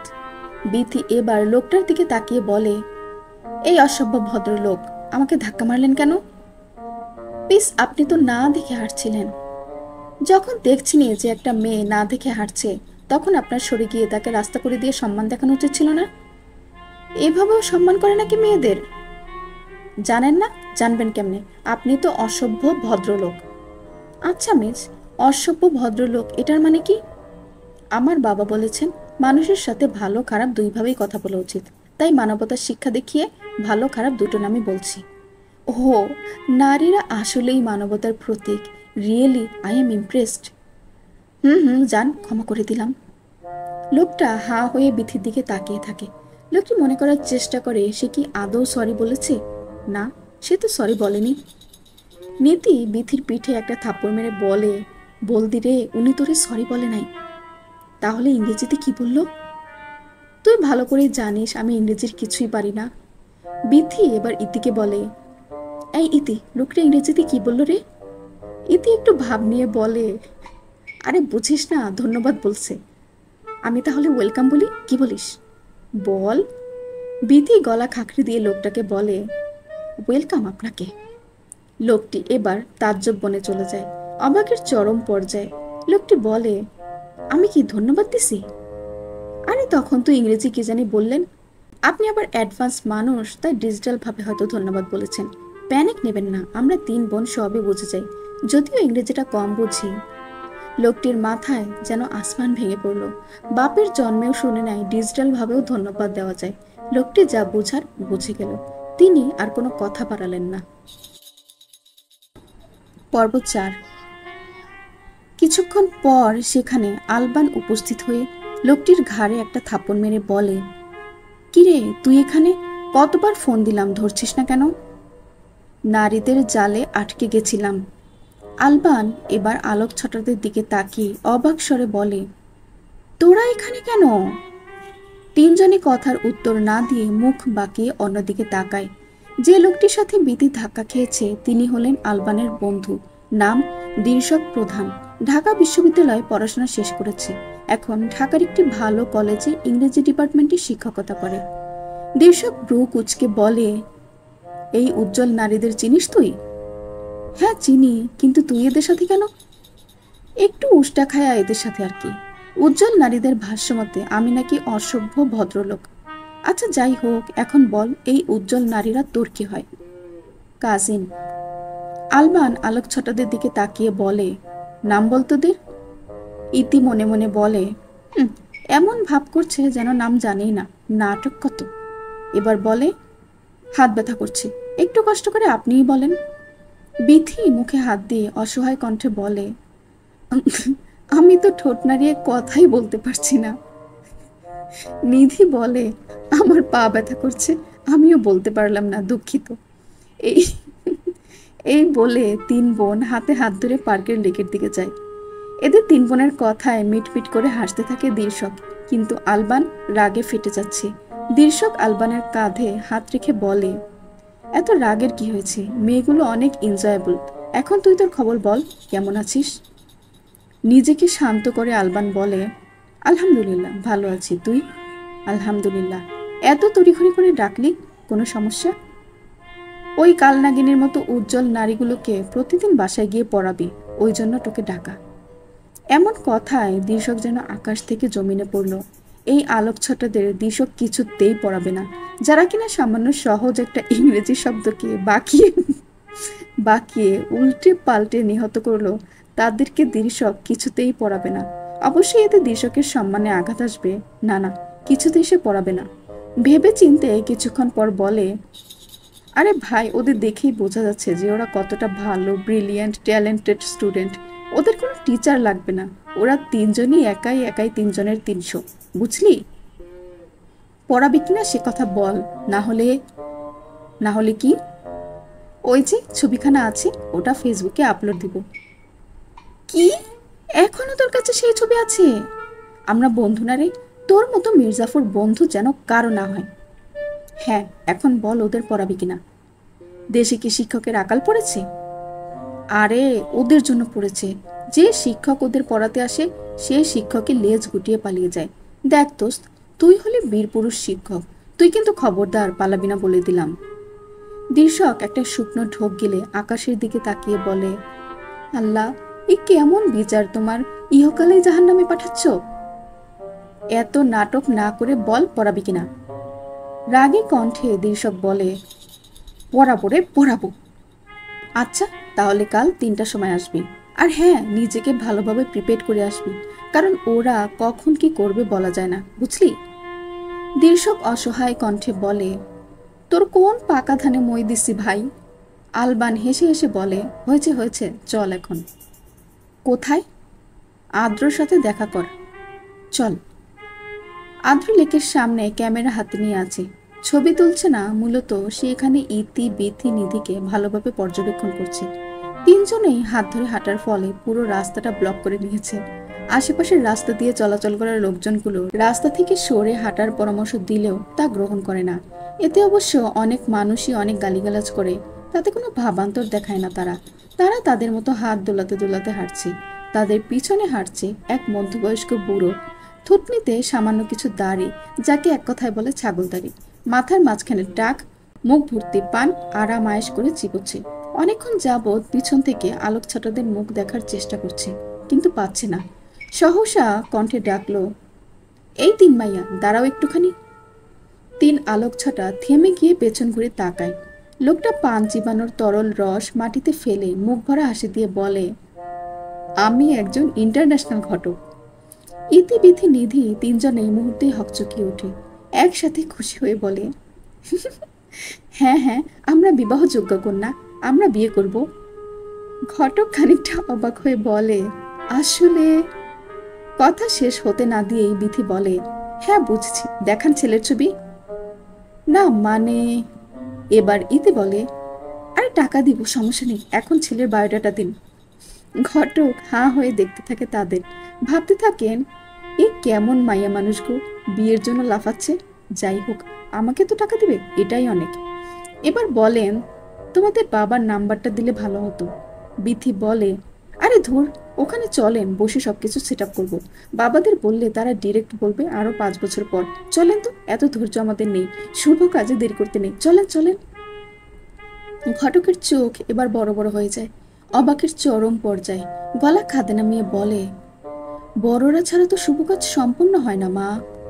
ইতি বলে, আরে ঘটক মশাই, ওটা আমাদের উপর ছেড়ে দিন।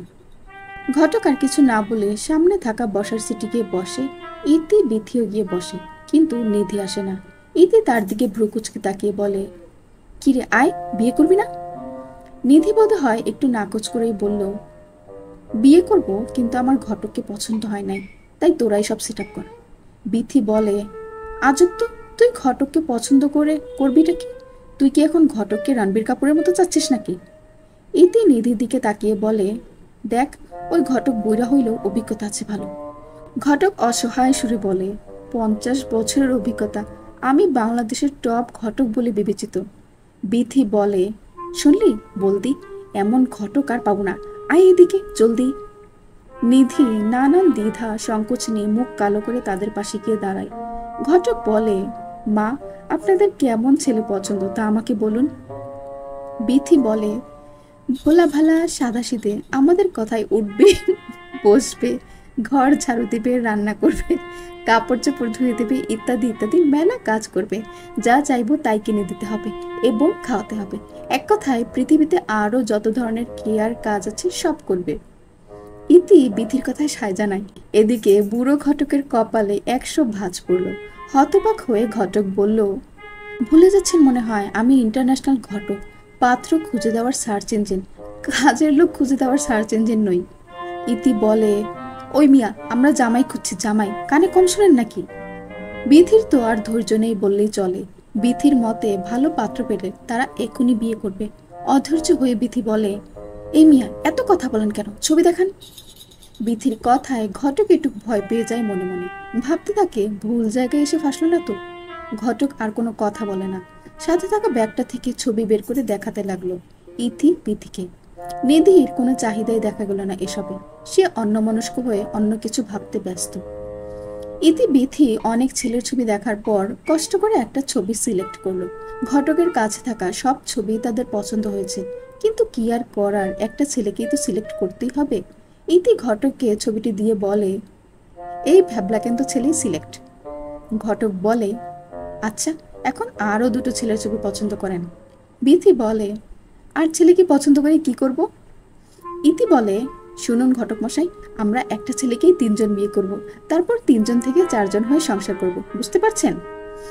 এমন কথা শুনে ঘটকের মাথায় যেন বজ্রপাত হলো। এই কেমন মেয়ে মানুষলা, এক ছেলেকে 3জনেই বিয়ে করতে চায়। ঘটক মশাই শখের পর শখ খেয়েই যাচ্ছে। ঘটক বাপের জন্মেও এমন ঘটকালি করেনি। ঘটকের মনে হলো তার এখানে থাকা উচিত না। সত্যি এসে ভুল জায়গায় এসে ফেসে গেছে। ঘটক কি করবে বুঝতে পারলো না। ভাম চিবানো বাদ দিয়ে হাঁ হয়ে কিছুক্ষণ ভাবলো, তারপর ভাম হাতের ঘনিষ্ঠ আঙ্গুল দেখিয়ে বলল, খুব জোর পেয়েছে। বিথি এবার রাগ দেখিয়ে বলে, বাড়ি থেকে সেরে আসতে পারেন না, ভুল জায়গায় এসে এন্ট্রি নেয়। ইতি বিথিকে বলে, আরে পোল দিয়ে বুঝিস না কেন, এটা প্রকৃতির ডাক। বিথি ঘটকে বলে, হ্যাঁ হ্যাঁ যান, 30 সেকেন্ড সময় দিলাম। ঘটক মোক্ষম সুযোগ পেয়ে ব্যাগ গুছিয়ে নিয়ে চলল। বিথি গলা উঁচিয়ে বলল, ঘটক মশাই তাড়াতাড়ি আসবেন। হ্যাঁ হ্যাঁ মা, এই যাবো আর এই আসবো। মায়েরা, তোমাদের দ্বারাই শুরু হবে পুরুষ নির্যাতন কেস। তোমাদের কোনো পুরুষ বিয়ে করলে আত্মহত্যা করতে বাধ্য, আর আমি তোমাদের বিয়ে দিয়ে তার ভিকটিম হতে চাই না। ক্ষমা করো মা জননীরা। ঘটকের এমন কথা শুনে 3 বোনই হতবাক। বিথি রাগ দেখিয়ে বলে, বুইরা বেটা, তোরে অভিশাপ দিলাম, তোর ছাগলা দাড়িগুলা ঘাস মনে করে গরু চিবিয়ে খেয়ে ফেলবে, তোর মাথায় খাইরুলের মতো চুল গজাবে, তোর বউয়ের টাকা চুরি করে জেলে যাবি তুই। ইতিও রাগ দেখিয়ে বলে, মদনের ঘরের মদন, জনসম্মুখে তোর লুঙ্গি খুলে পুরো। আরো কিছু বলতাম, কিন্তু এখন মনে পড়ছে না, যা আজ ছেড়ে দিলাম। ঘটক তাদের কথায় কান্না দিয়ে ভো দৌড় দিয়ে উধাও হলো। নিধি কিছু বলল না, সে মূলত এখন হাসতে ব্যস্ত। হঠাৎ করে পিছন থেকে 2 থেকে 4 রকমের হাসি একসাথে হয়ে বিশ্রী শব্দদূষণ তৈরি হলো। 3 আলোকছটারাই হকচকিয়ে পিছন ঘুরে দেখে আদ্র একটা গাছে নিজের শরীর ভর করে হাসছে, আর দীর্ষক হাসতে হাসতে আলবানের পিঠে বারবার ঝাপড় মারছে। পিকে লাল লাল লিপস্টিক দেওয়া ঠোঁটগুলো দিয়ে স্নিগ্ধ ছড়া ঘূর্ণিঝড়ের মতো করে হাসছে। মহিন তো হাসতে হাসতে পড়ে যায় অবস্থা। নিঝুমও হাসছে, কিন্তু শব্দ হচ্ছে না। আলবান হাসছে না, সে রাগে ফুঁসছে। রক্ত লাল গরম গরম চোখে তাকিয়ে আছে ইথির দিকে। তিনজনেই একটু ভয় পেলেও সেটাকে তারা পাত্তা দেয় না, কারণ তাদের ডিকশনারি তাদের মায়ের খুন্তি, বেল্লা, ঝাড়ু, কঞ্চি এগুলোর মায়ের ছাড়া আর কোনো ভয় নেই। আলবান তাদের দিকে রাগে গর্জে এগিয়ে যাবে, এমন সময় দীর্ষক আলবানকে ধরে হাসতে হাসতে বলে, আলবান স্টপ, একদম কিছু বলবি না ওদের। তুই কি রে ভাই, তোর কি একটু হাসি পাচ্ছে না? আগে তো এমন ছিলি না। হোয়াটস রং আলবান, জাস্ট চিল। ওরা খুব ইন্টারেস্টিং অ্যান্ড এনজয়েবল মেয়ে, একটু বেশি দুষ্ট ও অবাধ্য, কিন্তু খুবই ডেডিকেটেড সেপারেট। আলবান দীর্ষককে রাগ দেখিয়ে বলে, তুই ছাড় আমায়। এরা এমন অসভ্যতাম বাড়িতে করে সেটা ঠিক আছে, তাই বলে বাইরেও করবে? আই উইল পানিশ দেম, ছাড় আমায়। এবার প্রচুর বিরক্তি নিয়ে আলবান সবাইকে বলে, এভরিওয়ান প্লিজ স্টপ লাফিং। দীর্ষক জোরপূর্বক হাসি থামায়। দীর্ষক বিথিকে বলে, তোমার অভিশাপগুলো কম হয়ে গেছিল? আদ্র এসে ইতিকে বলে, তোমার অভিশাপটা দারুণ ছিল। পাবলিক প্লেসে যদি লুঙ্গি খুলে পড়ে ব্যাপারটা দারুণ হতো, জাস্ট ওয়াও। পিকি বলে, ডোন্ট ওয়ারি কোবরা টুইস্ট, আমি এই ঘটকের লুঙ্গিকে ডিজাইন করে বানাবো। এখন থেকে চলো, নাইলে এবি তোমাদের সেল্লাপ দিবে। 3 আলোকছটাররা আর কোনো কথা না বলে আদ্রের সাথে সামনে হাঁটতে থাকে।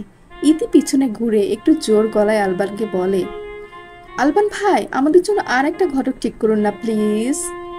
এমন কথায় আলবান তবদা খেয়ে যায়। আলবান তাদের দিকে তেড়ে যেতে ধরলে 3 বোনই ভো দৌড় দেয়। আলবান গলা উঁচিয়ে বলে, শুধু দেখতে থাক কাল থেকে তোদের কি অবস্থা করি। আলবান, আদ্র, দীর্ষক একে অপরের সাথে কুশল বিনিময় করে নানা ধরনের গল্পগুজব করলো। পরিশেষে খাওয়া দাওয়া করে দীর্ষককে বিদায় জানিয়ে সবাই বাড়ির উদ্দেশ্যে রওনা দিল। বাড়ি আসতে আসতে তাদের 5টা বেজে গেল। বাড়ির ভিতর প্রবেশ করে কেউ আর কোনো কথা না বলে যে যার রুমে চলে গেল। ইতি, বিথি, নিধি রুমে গিয়ে মাথার হেজাব খুলে এক এক করে ফ্রেশ হয়ে বিছানায় বসে। তখনই রুমে প্রবেশ করে তাদের মা জননী সিদ্দিকী বেগম। হাতে একটা কঞ্চি নিয়ে আসে। মায়ের হাতে কঞ্চি দেখে ভয়ে জড়সড় হয়ে যায় 3 আলোকছটারা। তিনজনের সামনে এসে সিদ্দিকী বেগম বলে, আম্মাজানেরা ফজরের নামাজ পড়েছিলেন? ইতি শুকনো ঢোক গিলে বলে, মা, আমি স্বপ্নে বিভোর ছিলাম, তাই ফজরে উঠতে পারি নাই।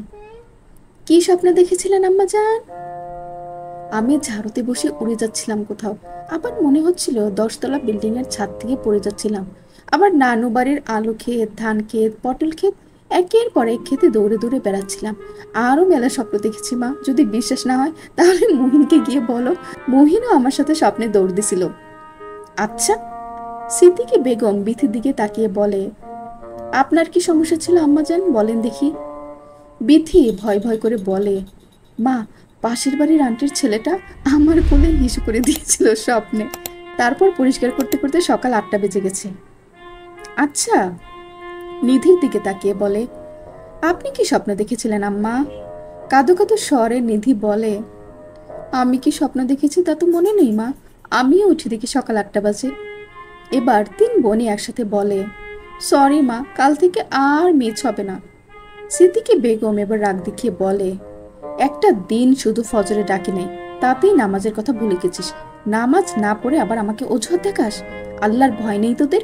কত বলবো আর, আজকের জন্য ক্ষমা করে দিলাম, কিন্তু এর পর থেকে যদি এমন করিস তাহলে এই কঞ্চি তোদের পিঠে ভেঙে ফেলবো বলে দিলাম। সিদ্দিকী বেগম এবার নরম কণ্ঠে বলেন, বুঝিস না কেন সোনারা, নামাজই আমাদের আসল শান্তির স্থান। নামাজে বসে আমরা আল্লাহর সাথে সরাসরি কথা বলি, আল্লাহকে মনের সব কথা খুলে বলি। আল্লাহ তখন মনের সব ইচ্ছা আকাঙ্ক্ষা পূরণ করে দেয়। নামাজের মাধ্যমে আল্লাহ আমাদের সুস্থ সবল রাখে, বরকত দান করে। নামাজে আর কোনো ফাঁকি নয় সোনা মায়েরা। আমি যখন মরে যাব তখন তোদের নামাজ ও ইমানই আমাকে পরকালে শান্তি দিবে। আল্লাহ তখন সন্তুষ্ট হয়ে বলবে, উত্তম শিক্ষা দিয়েছো তোমাদের কন্যাদের, বুঝলি? তৎক্ষণাৎ তিন বোনই তাদের মাকে জড়িয়ে ধরে চোখে টলমল পানি নিয়ে বলে, তোমার কিছুই হবে না মা, তুমি আমাদের ছেড়ে কোথাও যাবে না। ভাগলি মায়েরা আমার, সবাইকে একদিন মৃত্যুর স্বাদ গ্রহণ করতে হবে। ইতি আরো শক্ত করে তার মাকে জড়িয়ে ধরে বলে, ওসব কথা বলো না মা, খুব কষ্ট হয়। আচ্ছা এখন বলবো না, এখন তোরা সোজা হয়ে বস দেখি। তিনজনেই সোজা হয়ে বসে। ইতি একটু ইতস্তত হয়ে মাকে বলে, মা আমি একটা কথা বলতে চাই। সিদ্দিকা বেগম তিন বোনের মাঝে বসে বলে, হ্যাঁ মা বল। ওই স্বপ্নটা আমি আবার দেখেছি মা। মুহূর্তেই সিদ্দিকি বেগমের চোখে মুখে অন্ধকার নেমে আসে। অজানা ভয়ে কেঁপে উঠে হতভম্ব হয়ে বলে, কতবার বলেছি আয়াতুল কুরসি পাঠ করে ঘুমাবি? করি তো মা, তাও। নিধি বলে, মা জানো, কাল মধ্যরাতে ইতির কান্নার আওয়াজে আমার ঘুম ভেঙে গেছিল। ফোনের টর্চ অন করে দেখি ঘুমের ঘুরে ছটফট করে কাঁদছে ইতি। পরে ইতিকে জোরে জাপটে ধরে ঘুমিয়ে যায়। বিথি বলে, ও মা বলো না, কেন ইতি এমন স্বপ্ন দেখে? সিদ্দিকি বেগমের মধ্যে সব ভয় জড়ো হয়। অজানা ভয়ে আটকে উঠছেন বারবার। অতীত যে বড়ই ভয়ঙ্কর, সেই অতীত ইতির ভবিষ্যৎকে অন্ধকারে তলিয়ে দিবে, ইতিকে বাঁচতে দিবে না। সিদ্দিকি বেগম ভীষণ ভয় পেয়ে ইতিকে আষ্টে পৃষ্ঠে জড়িয়ে ধরে। ভয়ও হালকা রাগ দেখিয়ে বলেন, বললাম তো দোয়া না পড়ে ঘুমানোর কারণে এমন স্বপ্ন দেখিস। ইতি বলে, তুমি ভয় পাচ্ছ কেন মা? কই, আমি ভয় পাচ্ছি না। মা, স্বপ্নে আমাকে একটা ভয়ঙ্কর কালো পোশাক পরা লোক বিশ্রী কণ্ঠে বলে, তোর সময় শেষ, এখন যেতে হবে। তারপর আমার হাত ধরে টানতে টানতে নিয়ে যায়। আমার খুব কষ্ট হয় মা, আমাকে ধরে মারেও। আমি চিৎকার করে বলি আমি আমার পরিবার ও বোনদের ছেড়ে কোথাও যাব না, তাও জোরপূর্বক নিয়ে যায় মা। এমন কথা শুনে সিদ্দিকি বেগমের নারী সত্তা ভয়ে কেঁপে ওঠে। চোখের পানি টপ টপ করে পড়তে লাগলো। আরো শক্ত করে ইতিকে জড়িয়ে ধরে বলে, কেউ কোথাও নিয়ে যেতে পারবে না আমার কাছ থেকে তোকে মা। কেউ নিতে আসলে আমি তাকে কুচি কুচি করে কেটে গাঙ্গে ভাসিয়ে দিব। ওসব বাজে স্বপ্ন মা আমার, বাস্তবতায় তো কেউ তোর গায়ে টাচও করতে পারে না। সিদ্দিকি বেগম ইতিকে নিজের কাছ থেকে সরিয়ে নিয়ে তিনজনকেই বলে, এই বিষয়ে আর একটাও কথা শুনতে চাই না, তোরা থাক, আমি তোদের জন্য নাস্তা পাঠাচ্ছি। এই বলে গটগট পায়ে ফেলে চলে যায় সিদ্দিকি বেগম। রুমের বাইরে যেতেই দেওয়ালে হাত রেখে জোরে জোরে শ্বাস ফেলতে শুরু করে। কিছু একটা ভেবে হু হু করে কেঁদে ওঠেন। চোখের পানি মুছে নিজেকে শক্ত করে আবার রান্নাঘরে চলে যান। আলবান ড্রয়িং রুমে যাওয়ার উদ্দেশ্যে রুম থেকে বের হয়ে সিদ্দিকি বেগমের এমন কান্না ও চোখে মুখে ভয় দেখে থমকে দাঁড়িয়ে যায়। তার মতে তার মেজমা একজন হাস্যোজ্জ্বল মহিলা, সহজে কান্না করেন না তিনি। কিন্তু আজ হঠাৎ কি হলো? সকালেই তো ভালো ছিল। আলবান সিদ্দিকি বেগমের যাওয়ার দিকে কিছুক্ষণ সন্দেহান চোখে তাকিয়ে থাকে।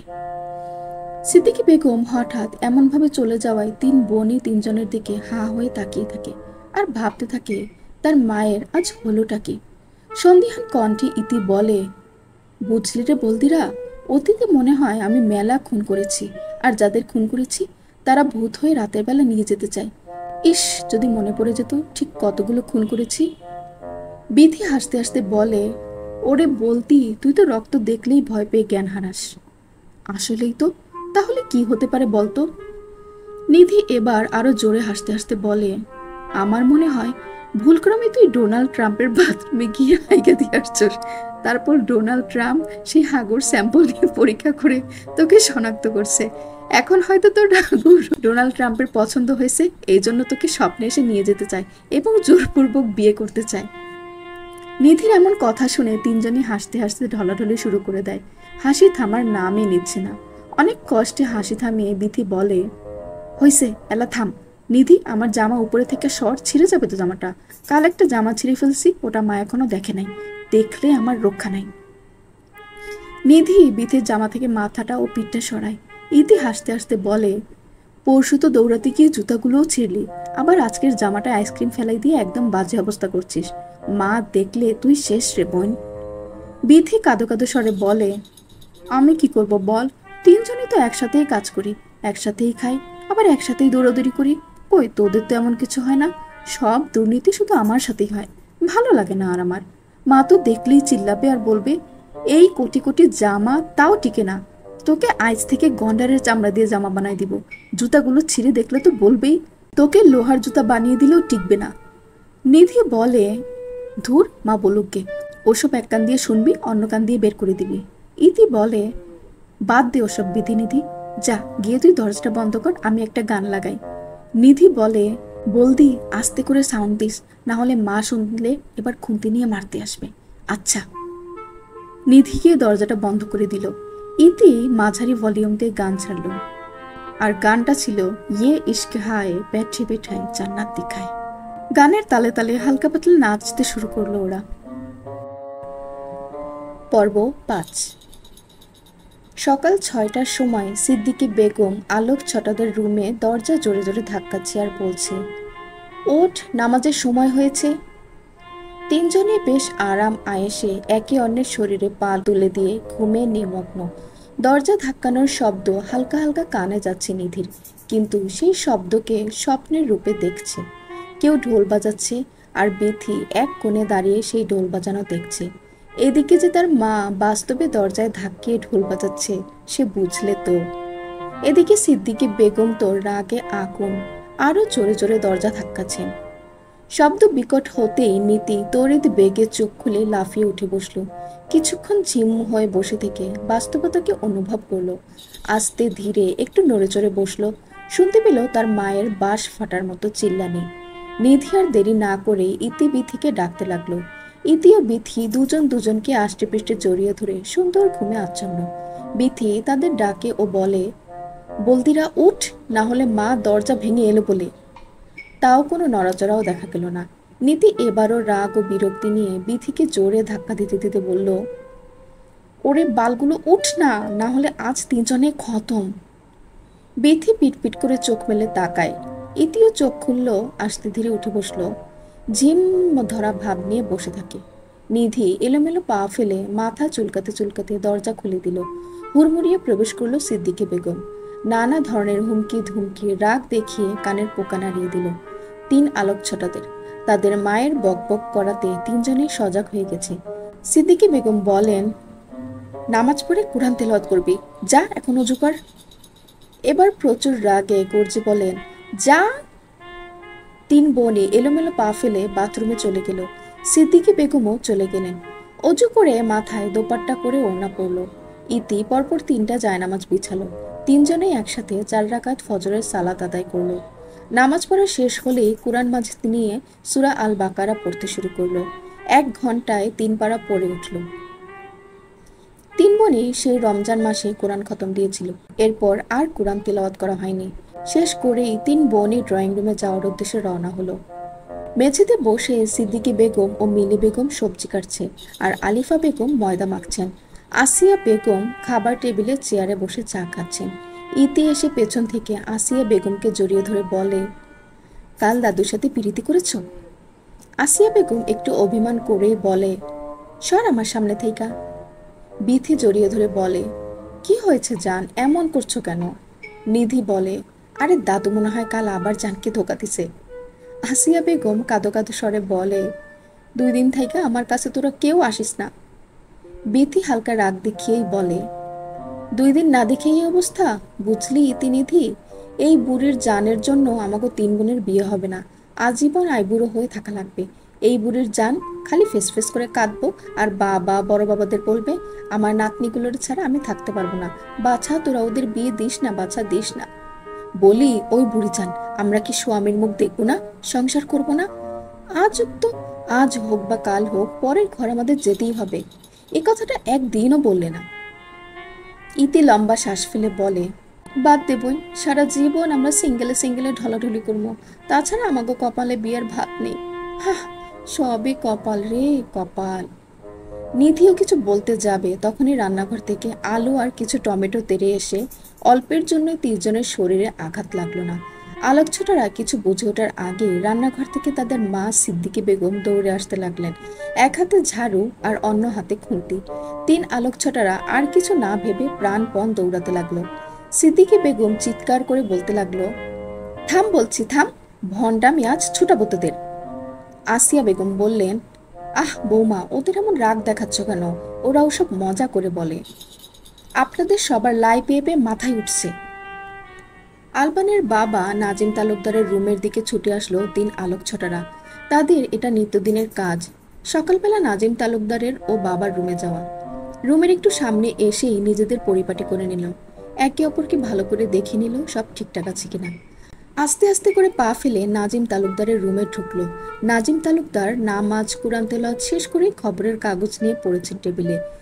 তিন আলোকছটাদের উপস্থিতি না দেখেই টের পেলেন তিনি এবং বললেন, আম্মা জানেরা নামাজ পড়েছেন? তিনজনেই একসাথে বলল, হ্যাঁ বড় বাবা। কুরআন তেলাওয়াত করেছেন? হ্যাঁ। খবরের কাগজে চোখ রেখে তিন আলোকছটাদের বললেন, মাশাআল্লাহ, খুব ভালো করেছো আম্মু জানেরা। তোমাদের মায়ের কাছ থেকে যেন আর না শুনি যে নামাজ পড়নি। একদম বেশি দুষ্টুমি করবে না। আর হ্যাঁ, আজ থেকে তোমাদের এক শিক্ষক পড়াতে আসবে, সুন্দর করে পড়াশোনা করবে, ভালো ইউনিভার্সিটিতে চান্স নিতে হবে, মনে রাখবা। এখন যেটা নিতে এসেছো সেটা নিয়ে যাও। তিনজনেই হ্যাঁ সম্মতি জানিয়ে আলমারির দিকে চলে গেল। বিথি আলমারি খুলে বড় বাবার পকেট থেকে তিনজনের জন্য 100 টাকার 3টে চকচকে নোট নিল। পাঞ্জাবিটাকে আবার আগের জায়গায় রেখে ভদ্র মেয়ের মতো রুম ত্যাগ করলো। নাজিম তালুকদারের এই তিন আলোকছটারা এক কথায় ওনার প্রাণ বলা চলে। শুধু ওনারই না, নাইম তালুকদার ও নাজির তালুকদার তিনজনেরই। এই তিনজনেই তাদের হাসি খুশি থাকার ঔষধ, সমস্ত কষ্টের অবসান। টাকা পেয়ে তিনজনই খুশিতে গদগদ অবস্থা। একইভাবে তাদের বাবা নাইম তালুকদারের ঘরে গিয়েও টাকা উসুল করলো। নাজির তালুকদারের কাছ থেকে টাকা আজ আর নিল না। খুশিতে নাচতে নাচতে রুমে এসে তিনজনের টাকা একত্রিত করলো। মোট টাকা হলো 600। চোখে মুখে খুশি উপচে পড়ছে তিনজনেরই। 100 টাকা নিজেদের জন্য রেখে বাকি 500 টাকা মাটির ব্যাংকে রেখে দিল। ওদের কাছে ব্যাংকটির নাম সোনালী ব্যাংক। বিথি খুশিতে লাফাতে লাফাতে বলল, বলদি রে, সোনালী ব্যাংকে তো 15-20 হাজারের মতো টাকা হলোই।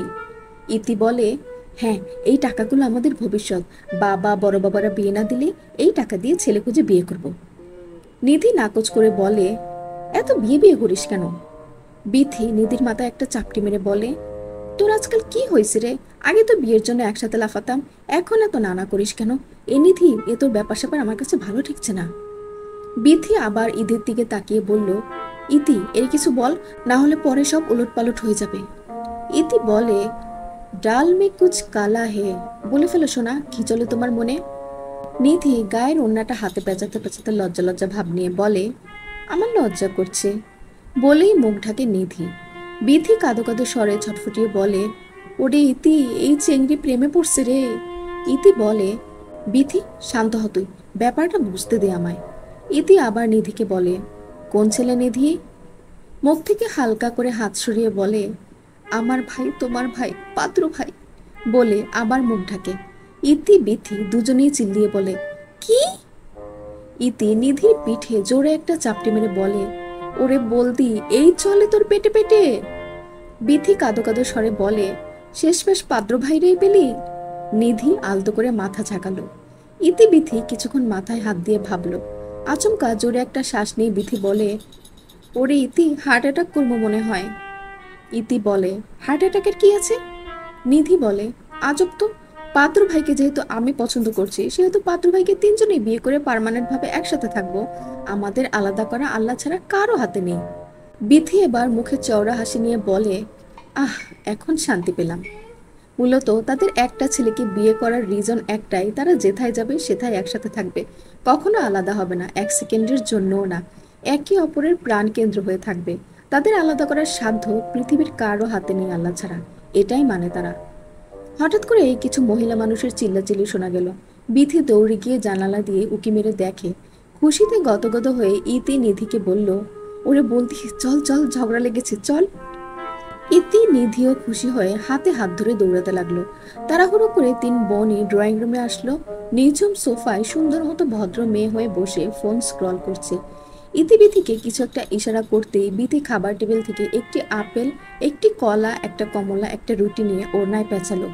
ইতি নিঝুমের কাছে এসে বলল, চল আমাদের সাথে। কোথায়? ঝগড়া দেখতে। নিঝুম মুখ কুচকে বলে, ওসবে আমার ইন্টারেস্ট নেই, আর এমনিতেও বাইরে খুব রোদ, তোরা যা। ইতি বিড়বিড় করে বিথির কানে কানে বলে, ওরে বেথি, এই মেয়ের রূপের সাথে সাথে যৌবনও উতলে পড়ছে, আমাদের আগে এর বিয়ে দিতে হবে। তিনজনেই ফিক করে হেসে উঠল এবং একসাথে পুনরায় চলতে লাগলো। আলবানের মা আলিফা বেগম বললেন, ও কি, তোরা কই যাচ্ছিস? বিথি বলে, আরে বড় মা, ঝগড়া লাগছে, পুটলির মা আর সাগরের মা। শুনে আসি কি নিয়ে ঝগড়া। অন্যের ঝগড়া লাগার ব্যাপারে বরাবরই আলিফা বেগম খুবই সিরিয়াস। বিথির কথা মনোযোগ দিয়ে শুনলো এবং বলল, ভালো করে সব শুনে আসবি, আর কিছু খেয়ে তো যা। ইতি বলে, খেতে খেতে ঝগড়াই শেষ হয়ে যাবে, পরে খাবো। এই বলে তিন বোনই যেতে লাগলো।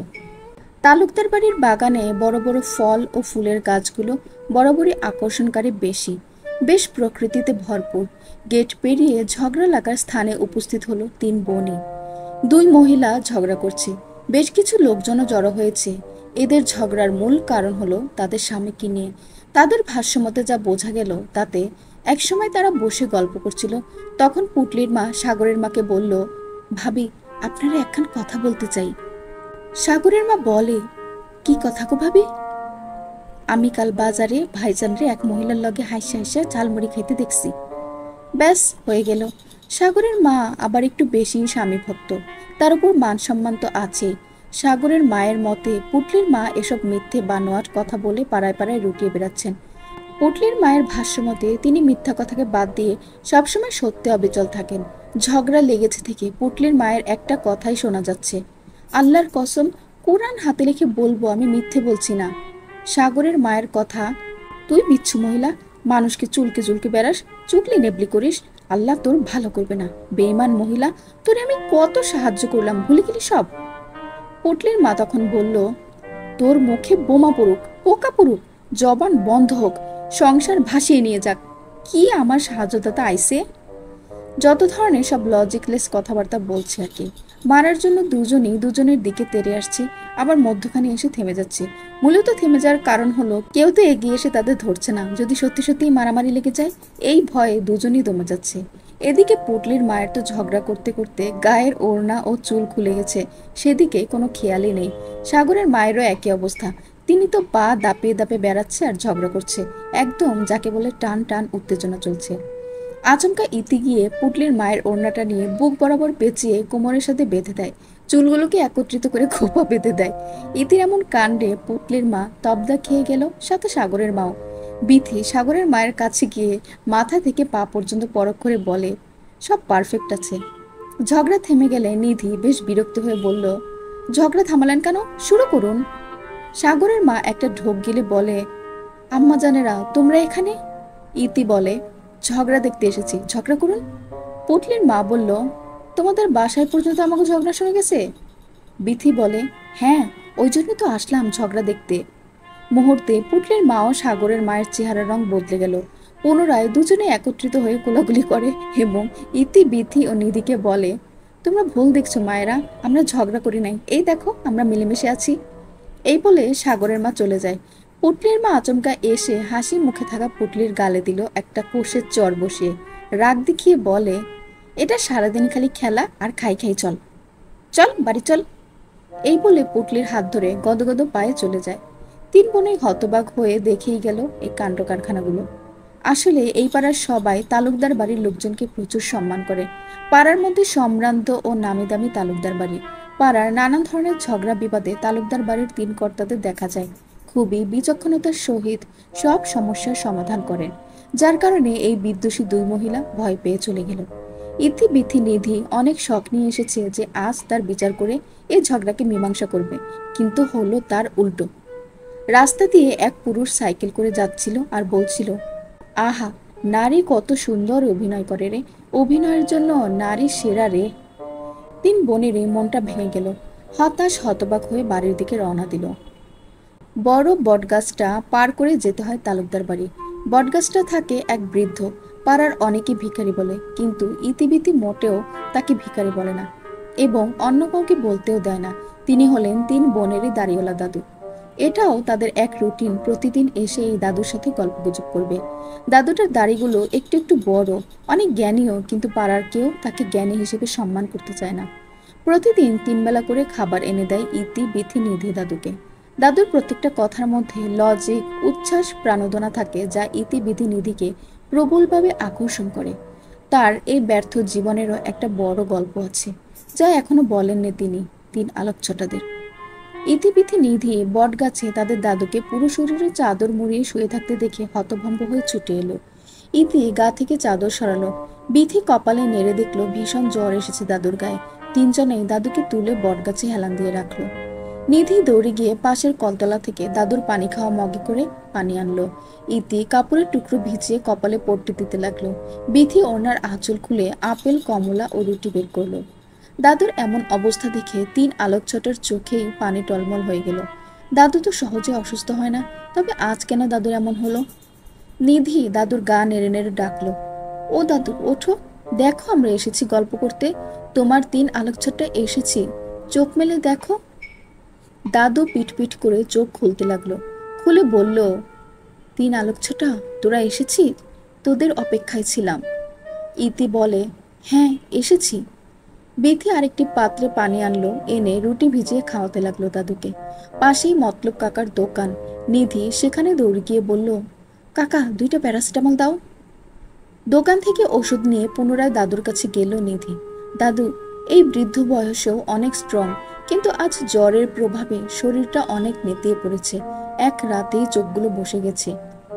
ইতি বিথি নিধি অনেক বলেছিল যে দাদু তুমি আমাদের সাথে আমাদের বাড়ি চলো, কিন্তু দাদু যেতে একদমই নারাজ। তিনি কিছুতেই এই বটগাছ ছেড়ে যাবেন না। বিথি রুটি খাওয়ানোর পর কলাটি খাওয়ালো। দাদুর কিছু ছোটখাটো আসবাবপত্র রাখার জায়গায় আপেল ও কমলাটি রেখে দিল। ইতি মাথায় পানি পট্টি দিয়েই চলেছে। নিধি দাদুকে ঔষধ খাওয়ালো। দাদু কাঁপা কাঁপা স্বরে বলল, এত যত্ন করে কি হবে, সেই তো একদিন মরতেই হবে। ইতি বলে, একদম বাজে কথা বলবে না, এখন আমাদের সাথে চলো, এখানে আর 1 মিনিটও না, আমি এখান থেকে কোথাও যাব না। বিথি বলে, দাদু এত জেদ কেন করো, এখানে কি আছে, কেন যেতে চাও না তুমি? আছে, অনেক কিছু আছে, আমার সর্বস্ব এখানে আছে। নিধি বলে, সে কবে থেকে ওই এক কথাই বলে যাচ্ছ, কিন্তু আমাদের আর তোমার জীবনে শোনাচ্ছ না। কি আছে এ বটগাছে দাদু? বলবো বলবো, সময় হলে সব বলবো। বিথি বলে, এখন আর বেশি কথা বলো না, চুপচাপ বসে থাকো। ইতি বলে, আমরা বাড়ি থেকে তোমার খাওয়ার জন্য ভাত আনছি, কি লাগে তা মতলব কাকে বলবে, আচ্ছা? অসুস্থ নেতিয়ে পড়া শরীরে দাদু দুদিকে মাথা ঝাঁকিয়ে হ্যাঁ সম্মতি জানায়। বাড়ি যাওয়ার জন্য উদিত হলে বিথি গলা উঁচিয়ে পাশের দোকানদার মতলব কাকাকে বলে, কাকা দাদুকে দেখে রাখবে, কি লাগবে তাই দেবে, আমরা শুধু যাব আর আসবো। আচ্ছা আম্মারা। এই বলে বাড়ির দিকে দৌড়াতে লাগলো 3 বোনেই। আলবান, আদ্র, পিকি জগিং করে বাড়ি ফিরছিল। এমন সময় চোখে পড়ে 3 আলোকছটাদের ও বৃদ্ধ দাদুকে। তিনজনেই বেশ মুগ্ধ দৃষ্টিতে দেখছিল 3 আলোকছটাদের। কাজ, মায়া মমতার সহিত যত্ন, বৃদ্ধ দাদুর জন্য উতলা হওয়া। তাদের এই যত্ন এক মুহূর্তের জন্য হলেও মন নাড়িয়ে দিয়েছে আলবান, আদ্র ও পিকির। চোখে মুখে এক সুন্দর মুগ্ধতা যা আলোকছটাদের প্রতি ছড়িয়ে আছে। আলবান দাদুর কাছে যায়, কপালে হাত রেখে জ্বর দেখল। ওষুধ খাওয়ার ফলে অনেকটাই কমেছে। কপালে হঠাৎ কারো স্পর্শে পিট পিট করে চোখ খুলল দাদু। বললেন, আলবান দাদু ভাই নাকি? হ্যাঁ, এখন কেমন লাগছে আপনার? আলোকছটারা আমাকে কখনোই খারাপ থাকতে দেয় না, ওদের জন্য ভালো আছি। আমাদের বাড়ি চলুন। আলোকছটারা অনেক বলে, আমি এখান থেকে যেতে পারবো না দাদু ভাই। এখন চলেন, পরে না হয় আবার এখানে আসবেন। না দাদু ভাই, তোমরা চলে যাও, আমি ঠিক আছি, আলোকছটারা আমাকে ঠিক ভালো রাখবে। আলবান চলে যাওয়ার জন্য উদ্যত হলেই দাদু আবার বলে, আলোকছটাদের বেশি বকো না দাদু ভাই। আলবান প্রত্যুত্তর না দিয়ে মুচকি হেসে যেতে থাকে। আদ্র বলে, কোবরা টুইস্টরা আসলেই গ্রেট, পাড়ায় কত সুনাম তাদের, আসলেই তারা নিবেদিত প্রাণ, উচ্ছ্বাসে ভরা 3 প্রাণ। পিকি বলে, আমি আগেই বলেছি আমার সুইটিরা খারাপ হতেই পারে না। আলবান কিছু বলে না, শুধু মুচকি হাসে। হয়তো আলবানেরও অনেক ভুল ধারণাগুলো ভেঙে যাচ্ছে। আগের অতীতের সেই ভুল ধারণাগুলো এখন তাকে সেই দাম্ভিকতা থেকে মুক্ত করছে, এলোমেলো বেড়াজাল থেকে মুক্তি দিচ্ছে। আলবানের মনে হচ্ছে বারবার, আসলেই কি আমার ভুল ছিল? তারা কিছু দূর যেতেই দেখলো হাতে খাবারের প্লেট নিয়ে ছুটে আসছে 3 নিবেদিত আলোকছটারা। আলবান, আদ্র, পিকি তাদের দেখে দাঁড়িয়ে যায়। 3 বোনেই তাদের একবার দেখলো, কিন্তু কোনো প্রতিক্রিয়া না দেখিয়ে নিজ কর্মে চলে গেল। ইতি ভাত, ইলিশ মাছ, পাতলা আলু ভাজি দিয়ে মেখে খাওয়াতে লাগলো দাদুকে। বিথি পানি এনে খাওয়ায়। নিধি থেকে থেকে মুখ মুছে দেয়। বৃদ্ধ দাদু শুধু তাদের এই যত্নগুলো পানি টলমলে চোখে দেখেই গেল। দাদু কি আদৌ এমন যত্ন পেয়েছে? পেয়েছিল মনে হয়, কিন্তু এখন বোধ করতে পারল না। জোহরের নামাজ শেষ করে খাওয়া দাওয়া করে ড্রয়িং রুমে বসে আছে ইতিবিথি নিধি, নিঝুম ও মুহিন টিভিতে মুভি দেখছে। এখন দুপুর 2:30 বাজে। মুহিন কিছু একটা ভেবে ড্রয়িং রুম ত্যাগ করে বাগানের দিকে চলে গেল। নিঝুমেরও ফোনে কারো কল আসায় সে অন্যদিকে চলে গেল। বাড়ির সকল গিন্নিরা এখন নিজ নিজ ঘরে অবস্থান করছে। এখন শুধু ড্রয়িং রুমে পড়ে রইল ইতিবিথি নিধি। ইতি তড়িৎ বেগে রিমোটটা নিয়ে চ্যানেল পাল্টাতে শুরু করলো। হঠাৎই একটা দারুণ ইংরেজি মুভি চোখে পড়লো। যদিও তারা ইংরেজি কোনো মাথায় বোঝে না, তাও ইংরেজি মুভির কথায় কথায় কিস করা এটাই বেশ আকর্ষণকারী তিন বোনের। মুভির নাম লাভ অ্যাকচুয়ালি। মুভিতে নায়ক হিউ গ্র্যান্ট স্কুলের এক অনুষ্ঠানের ভরা প্রাঙ্গণে নায়িকা মার্টিন ম্যাককাচনকে লিপ কিস করছে। হিউ গ্র্যান্ট আস্তে আস্তে মার্টিন ম্যাককাচনের এক ঠোঁটের দিকে এগিয়ে যাচ্ছে। অনুষ্ঠানে থাকা সকলে হাঁ হয়ে তা দেখছে। মুহূর্তেই তিন বোনে চোখ বড় বড় করে টিভির দিকে চোখে দেখতে লাগলো। নিধি একবার আশেপাশে চোখ বুলিয়ে দেখলো কেউ আছে কিনা। না, কেউ নেই। আবার মনোযোগ দিল টিভিতে। এদিকে সোফার পেছন থেকে এদের সব কাণ্ড দেখে ফেলা আলবান, আদ্র ও দীর্শক হুট করেই ঢুকে যাওয়ার ফলে তাদের চোখে সব স্পষ্ট। ভরকে গিয়ে তিনজনেই হাঁ হয়ে তিনজনের মুখের দিকে দেখতে লাগলো। বিথি তো সোফায় বসে লাফাচ্ছে আর বলছে, আর একটু, আর একটু, একটু। ইতি বলছে, দূর বাল, এসব কি মুভি, একটা কিস করতে এত সময় নেয়। তখন থেকে টোটের দিকে এগিয়ে আসছি তো আসছেই। নিধি টিভির দিকে চোখ দিয়ে হাঁটুটে ঝেড়ে ঝেড়ে বলল, আরে আর একটু হলেই তো খেলা জমে ঘি, এত নাটকের কি আছে ভাই, তাড়াতাড়ি কাজটা সেরে ফেল না। এদিকে অসহায় তিন ছেলে প্রাণী বারবার শুকনো ঢোক গেলছে। যেখানে ইতিবিধি নিধির লজ্জা পাওয়ার কথা, সেখানে আলবান, আদ্র, দীর্শক লজ্জায় লাল হয়ে যাচ্ছে। আলবান রাগ হবে নাকি কাঁদবে নাকি হাসবে বেচারা বুঝতে পারছে না। আলবান একবার আদ্র ও দীর্শককে দেখে মাথাটি নিচু করে আলোক ছটাতে দিকে এগিয়ে গিয়ে পাশে থাকা লম্বা ছোট টেবিলটায় শব্দ করে থাবা পড়লো হাত দিয়ে। মুহূর্তে তিন বোনে হকচকি উঠে দেখলো আলবান ভাই লাল চোখে তাদের দিকে তাকিয়ে আছে। ইতিবিথি নিধি কি করবে বুঝতে পারল না। তিনজনেরই হৃদস্পন্দন বেড়ে টর্নেডো সাইক্লোন সব একসাথে শুরু হয়েছে। দ্রুততার সাথে ইতি রিমোটটা খুঁজতে লাগলো। বিথির হাতে যে রিমোট সেটা কারোর চোখেই পড়ছে না। তিন বোনই অনবরত রিমোট খুঁজতে লাগলো। হঠাৎ ইতির চোখ গেল বিথির হাতের দিকে। তড়িৎ বেগে ইতির মাথায় একটা চারটি মেরে হাত থেকে রিমোটটা নিল। ইতি রিমোট দিয়ে টিভি বন্ধ করবে, কিন্তু এবার রিমোটটাও যেন কাজ করছে না। অনেক জোরে জোরে রিমোটের লাল অংশটায় চাপ দিচ্ছে, কিন্তু তাও কাজ হচ্ছে না। এদিকে সবার চোখ আটকে গেল টিভির স্ক্রিনে। যা হবার তাই হয়ে গেল। টিভির স্ক্রিনে একদম ভালোভাবে দৃশ্যমান হলো দুই মানবের চুম্বন। সেখানে উপস্থিত থাকা 6 জনেরই চোখ স্বাভাবিকের চেয়ে অস্বাভাবিকভাবে বড় হয়ে গেছে। তিন বোনের অবস্থা তো বেগতিক, গলা শুকিয়ে কাঠ হয়ে গেছে। তিন শরীর অস্বাভাবিকভাবে কাঁপছে। এমন পরিস্থিতিতে পড়লো তারা। চোখ মুখে অন্ধকার নেমে এসেছে, বারবার শুকনো ঢোক গিলছে। তিনজনই আর কিছু না ভেবে ইতির হাতে থাকা রিমোটটা ফেলে দিয়ে সিঁড়ি দিয়ে প্রাণ দৌড় লাগায় নিজের রুমে। এদিকে আলবান, আদ্র, দীর্শক তবদা খেয়েছে এমন দৃশ্য দেখে। আলবানের ইচ্ছে করছে টিভিটাকে ভেঙে গুড়িয়ে দিতে, তাও নিজেকে সংযত রেখে রিমোট দিয়ে টিভিটা বন্ধ করলো। আদ্র, দীর্শক সোফার দিয়ে এগিয়ে এসে ধপ করে সোফায় বসলো। আলবানও বসে পড়লো। দীর্শক আজ থেকেই ইতিবিতি নিধিকে পড়ানোর জন্য এসেছিল, আর আজকেই এমন ঘটনা দীর্শককে খুবই চিন্তিত দেখালো। মাথায় হাত দিয়ে ভাবছে, তার মতে এই মেয়েগুলোর সামনে সে যাবে কিভাবে এবং পড়াবে কিভাবে। লজ্জায় তো নিজেরই নাক কাটা যাচ্ছে। এখন বেশ বুঝতে পারলো দীর্শকের এই তিন মেয়ের লজ্জা শরমও নেই। ইতিবিতি নিধি রুমে গিয়ে দরজা বন্ধ করে বিছানায় বসে জোরে জোরে শ্বাস নিতে শুরু করছে। এই কেমন পরিস্থিতিতে পড়লো আজ। বিথি বলে, বলদগুলো ফির কোত্থেকে এলো? ইতি বলে, ইস কি লজ্জা, কি লজ্জা। নিধি ইতিকে বলে, বলতি তোর জন্যই এমন হলো, তুই তো মুভিটা দিলি। ওরে, আমি কি জানি যে পাঠাগুলো চলে আসবে এ সময়। বিথি ইদির কাঁধে হাত রেখে বলে, ইস কি সুন্দর কিসটা, কিন্তু পাঠাগুলোর জন্য ভালোভাবে দেখতেই পারলাম না। ইতি বলে, তা ঠিক, কিন্তু তোকে ধাক্কা দেওয়া লোকটা মানে দাবানল ভাইয়ের বন্ধুটা এখানে কি করে? নিধি বলে, আচ্ছা, দাবানল ভাই কি জানে না যে তালুকদার বাড়িতে 4টি জোয়ান মেয়ে আছে? ইতি বলে, আজ দাবানল ভাইয়ের সামনে পড়লে ভালোই দফারফা হয়ে যাবে। একদম সামনে পড়া যাবে না, না হলে মৃত্যু নিশ্চিত।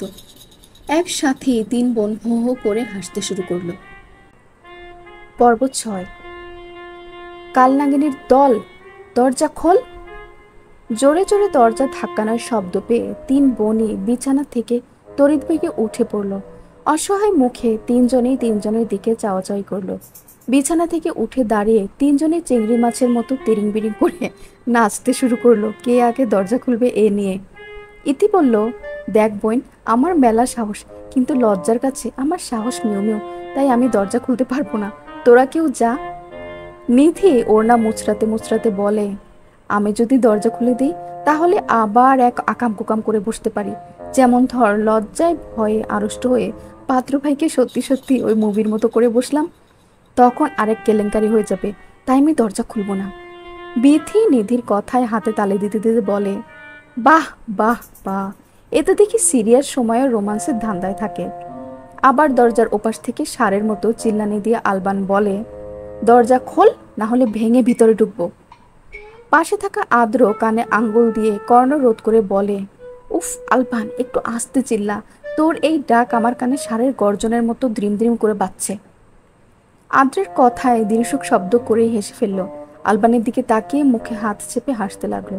আলবান রাগী চোখে একবার আদ্র একবার দীর্ঘকের দিকে তাকাতেই তারা দুজনেই ভরকে গেল। বিথি ইতি ও নিধির উপর রাগ দেখিয়ে বলে, ওই পাটাগুলোর এত ভয় পাওয়ার কি আছে, না মানে খুব বেশি লজ্জা হচ্ছে এই আর কি। ইতি বলে, বিথি তুই দরজাটা খোল। বিথি বেশ কনফিডেন্স নিয়ে এক পা দুপা করে দরজা খুলতে গেল। দরজার কাছে গিয়ে তিনজনেই জড়সড়ো হলো। বিথি আস্তে করে দরজাটা খুলে দিল। হুড়মুড়িয়ে প্রবেশ করলো আলবান, সাথে আদ্র ও দীর্ঘক। আলবান রুমে ঢুকে রাগে গর্জে উঠে বলল, এতক্ষণ লাগে দরজা খুলতে? ইতি বলে, ওসব বাচ্চাত, কেন এসেছেন আমাদের রুমে সেটা বলুন। আদ্র বলে, পড়াতে এসেছি তোমাদের। বিথি বলে, কে পড়াবে? দীর্ঘক। বিথি কিছুক্ষণ দীর্ঘককে দেখে মুখটা আমটু চামটু করে বলে, উনি পড়াবে আমাদের? এনার কাছে পড়বো না আমরা, যে কিনা ইংরেজি এমন করে বলে যে আমরা ধরতেই পারি। দীর্ঘক বলে, আমি তো ভালোই ইংরেজি বলেছিলাম, কিন্তু তোমরাই তো সেই ইংরেজিকে নিহত করে দিলে। ইতি বলে, সব শিক্ষকই এমন, নিজের দোষটা কখনোই দেখবে না। আলবান বলে, দাঁড়া, তোদেরটা করছি। এই বলে পকেট থেকে একটা প্লাস্টিকের নকল তেলাপোকা বের করে আলোক ছটাদের দিকে আসতে লাগলো। ব্যাস হয়ে গেল। এই তেলাপোকাই তো তিন বোনের দুর্বলতা, সহ্য করতে পারে না একদম। তিন বোনই একসাথে পিছাতে পিছাতে বলল, দাবানল ভাই না, একদম না। আদ্র বলে, যেদিন আমাদের এমন করেছিলে সেদিনের কথা মনে নাই? আমরাও এমন চিংড়ি মাছের মতো ছটফটিয়েছি, এখন তোমাদের পালা। নিধি বলে, পাদ্র ভাই রিভেঞ্জ নিচ্ছেন? আদ্র বলে, ভালোভাবে কথা শুনলে এমন হতো না। দীর্ঘক কিছুক্ষণ নিধির দিকে তাকিয়ে কিছু একটা ভেবে বলল, একটু আগে যে ইংরেজিতে রিভেঞ্জ বললে, এর বাংলা মিনিং কি বলো তো? বিথি দাঁত কিরমিরিয়ে বলে, নিজে তো খুব পারেন, তা আমাদের বলছেন কেন? ইতি বলে, আমরা অতটা ইংরেজিতে মূর্খ না।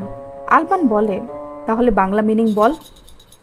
তিন বোনেই কিছুক্ষণ ভাবে, তারপর ইতি দীর্ঘককে দেখিয়ে বলে, উনি তো আমাদের আজ থেকে পড়াবেন, তাই এর মানে উনি ভালো জানেন। এখন এটাকে সরান দাবানল ভাই প্লিজ। দীর্ঘক আবার বলে, প্লিজের বাংলাটা একটু বলবে প্লিজ। বিথির খুব ইচ্ছে হলো এই লোককে তেলাপোকার চাটনি করে ধরে বেঁধে একটা করে থাপ্পড় মেরে খাওয়াতে আর সব ইংরেজি ভুলিয়ে দিতে। বিথি দাঁতে দাঁত চেপে ইতিকে ফিসফিস করে বলে, বলদি ফটাফট করে খালি ইংরেজি বলিস, এদিকে বাংলা তো বালও জানিস না, এখন বল প্লিজের বাংলা। আরে মনে পড়ছে না কেন? এটা তো অনেক পড়ছি, কোথায় যেন পড়েছি, দূর বাল, মনে পড়ে না কেন? নিধি বলে, এখন কিছু একটা বলে সামাল দে, পরে এলা বই দেখে মুখস্থ করব। বিথি গলা খাকড়ি দিয়ে দীর্ঘককে বলে, আসসালামু আলাইকুম স্যার, আমি বিথি। 7 দিন আগে এইচএসসি পরীক্ষা দিলাম, পরীক্ষা অনেক ভালো দিয়েছি, শুধু কমন আসে নাই, গোল্ডেন আসবেই এটা নিশ্চিত। শুধু ওই টাকলা স্যারটা যদি প্রতিদিন 5 বার করে খাতা কেড়ে না নিত, তাহলে গোল্ডেনের উপরে যে ডায়মন্ড থাকে ওটাও পাইতাম। টাকলা স্যার আমাদের বলছিল আমরা নাকি একে অপরকে দেখে লিখছিলাম। বিশ্বাস করেন স্যার, আমরা কেউ কারোটা দেখে লিখি নাই, বরং আমাদেরই সবাই দেখে লিখছিল। ওই টাকলা স্যারকে দেখে আমার খুব ইচ্ছে হয়েছিল যে বাড়ি থেকে একটু সরিষার তেল নিয়ে গিয়ে মাথায় জবজবে করে মেখে দেয়, যেভাবে ছোটবেলায় মা আমাদের মাথায় তেল দিয়ে দিত, ঠিক ওভাবে। ইস, টাকটা দেখতে যে কি কিউট ছিল, ইচ্ছে করছিল একটা টোকা মেরে ছোটবেলার কবিতাটা বলতে, মাথায় চকচকে টিন, বৃষ্টি নামলে ঝিনঝিন।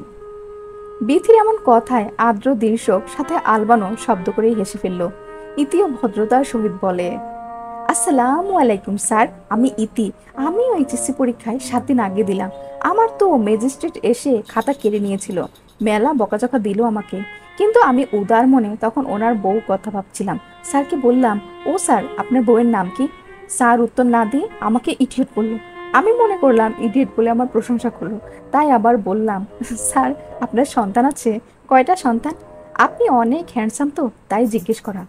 এই কথাটা স্যারকে অনেক ভালো লাগছে বোধহয়। বাস আমার খাতাখানা আমাকে দিয়ে হাসি হাসি মুখে চলে গেল।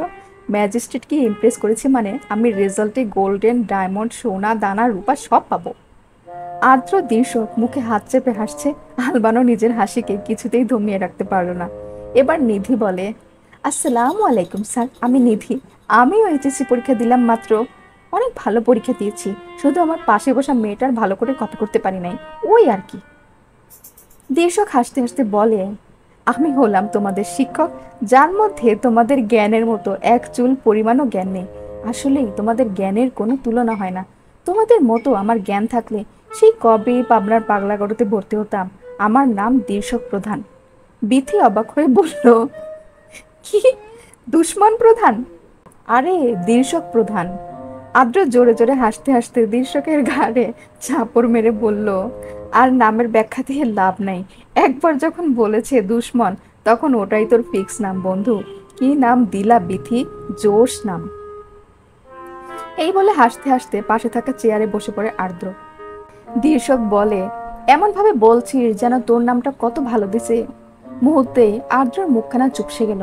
আলবান অনেক কষ্টে নিজের হাসিকে সংযত রেখে বলে, ইতিবিথি নিধি, তোমরা মনোযোগ দিয়ে পড়ো, তাহলে আমরা আসি। একদম ফাজলামি করবি না, না হলে এবার বাবাকে ফোন দিয়ে বলে দিব। আদ্র চল। আলবান ও আদ্র দুজনেই হাসতে হাসতে চলে যায়। দীর্ষক তাদের যাওয়ার দিকে তাকিয়ে বলে, এই কোন নরকে রেখে গেলি ভাই আমার। বিথি দীর্ষককে বলে, দুশ্মন স্যার আসুন, বসুন, বসে যান। টেবিলে দীর্ষক বসলো। ইতি বিথি নিধিও বসে পড়লো চেয়ারে। দীর্ষক গলা খাকড়ি দিয়ে বলল, কোন সাবজেক্টে বেশি সমস্যা? ইতি বলে, ইংরেজি। সোর্স টেস্ট পেপারটা আছে? বিথি বলে, হ্যাঁ। আনো। ওই তো চোখের সামনে। ওহ আচ্ছা। এই বলে গাইডটা নিয়ে পড়ানো শুরু করে। ইতিবিতি নিধিও বেশ মনোযোগ দিয়ে পড়াগুলো শোনে, কিন্তু কিচ্ছু বুঝতে পারছে না। এক কান দিয়ে ঢুকছে তো অন্য কান দিয়ে বেরিয়ে যাচ্ছে। এত মনোযোগ দিয়ে শোনার কারণ একটাই, বড় বাবা আর বাবা, এদের কথা রাখতে হবে। এরা যেহেতু বলেছে ভার্সিটিতে চান্স পেতে হবে, মানে পেতেই হবে, না হলে হেব্বি রাগ হবে, যেটা একদমই চায় না ইতিবিধি নিধি। পড়ানো শেষ হয়েছে অনেকক্ষণ আগেই। তারপর আসরের নামাজ পড়তেই এখন 3 আলোকছটা ড্রয়িং রুমের সোফায় বসে আছে। আলবানের মা আলিফা বেগম রান্নাঘর থেকে ইতিকে ডাকলেন, ইতি মা, একটু এদিকে আয় তো। যাচ্ছি। ইতি রান্নাঘরে এসে আলিফা বেগমকে বললেন, বড় মা বলো। আলিফা বেগম ইতির হাতে কফির কাপ দিয়ে বলেন, আলবানের রুমে দিয়ে আয়, যা মা। অনিচ্ছা থাকা সত্ত্বেও ইতি বলে, আচ্ছা যাচ্ছি। এই বলে কফি নিয়ে যেতে থাকে। পেছন থেকে নিধি বলে, সাবধান। ডেভিল হাসি দিয়ে সিঁড়ি বেয়ে উঠতে থাকে ইতি। আলবানের রুমের দরজাটা খোলাই ছিল, তাই ইতি আর কিছু না ভেবে ঢুকে পড়ল। আলবানের রুমে সেভাবে কেউ একটা আসে না। ইতি ঘুরে ফিরে ঘরটা দেখলো। বেড সাইডের টেবিলে কফির মগটা রেখে দিল। তখনই ওয়াশরুমের দরজা খুলে বের হলো আলবান। পরনে শুধু টাওয়েল জড়ানো, চুলগুলো থেকে টপ টপ পানি পড়ছে। বলিষ্ঠ চেহারার পেশিগুলো উন্মুক্ত হয়ে বেশ আকর্ষণীয় লাগছে। ইতির তা দেখতে বেশ ভালো লাগলো। কিছুক্ষণ দেখে লজ্জায় সিটিয়ে গেল। তড়িৎ বেগে অন্যদিকে ঘুরে দাঁড়ালো। আলবানও বেশি একটা ভাবান্তর দেখালো না বিষয়টিতে। সোজা চলে গেল আলমারির দিকে। হঠাৎ ইতির চোখ গেল একটু দূরত্বে থাকা একটা বাক্সের দিকে। চারকোনি বাক্সটি খুবই চকচক করছে, যা দেখতে বেশ আকর্ষণীয় লাগছে। সেটার প্রতি প্রবলভাবে আকর্ষিত হলো ইতি। যেতে লাগলো বাক্সটির দিকে।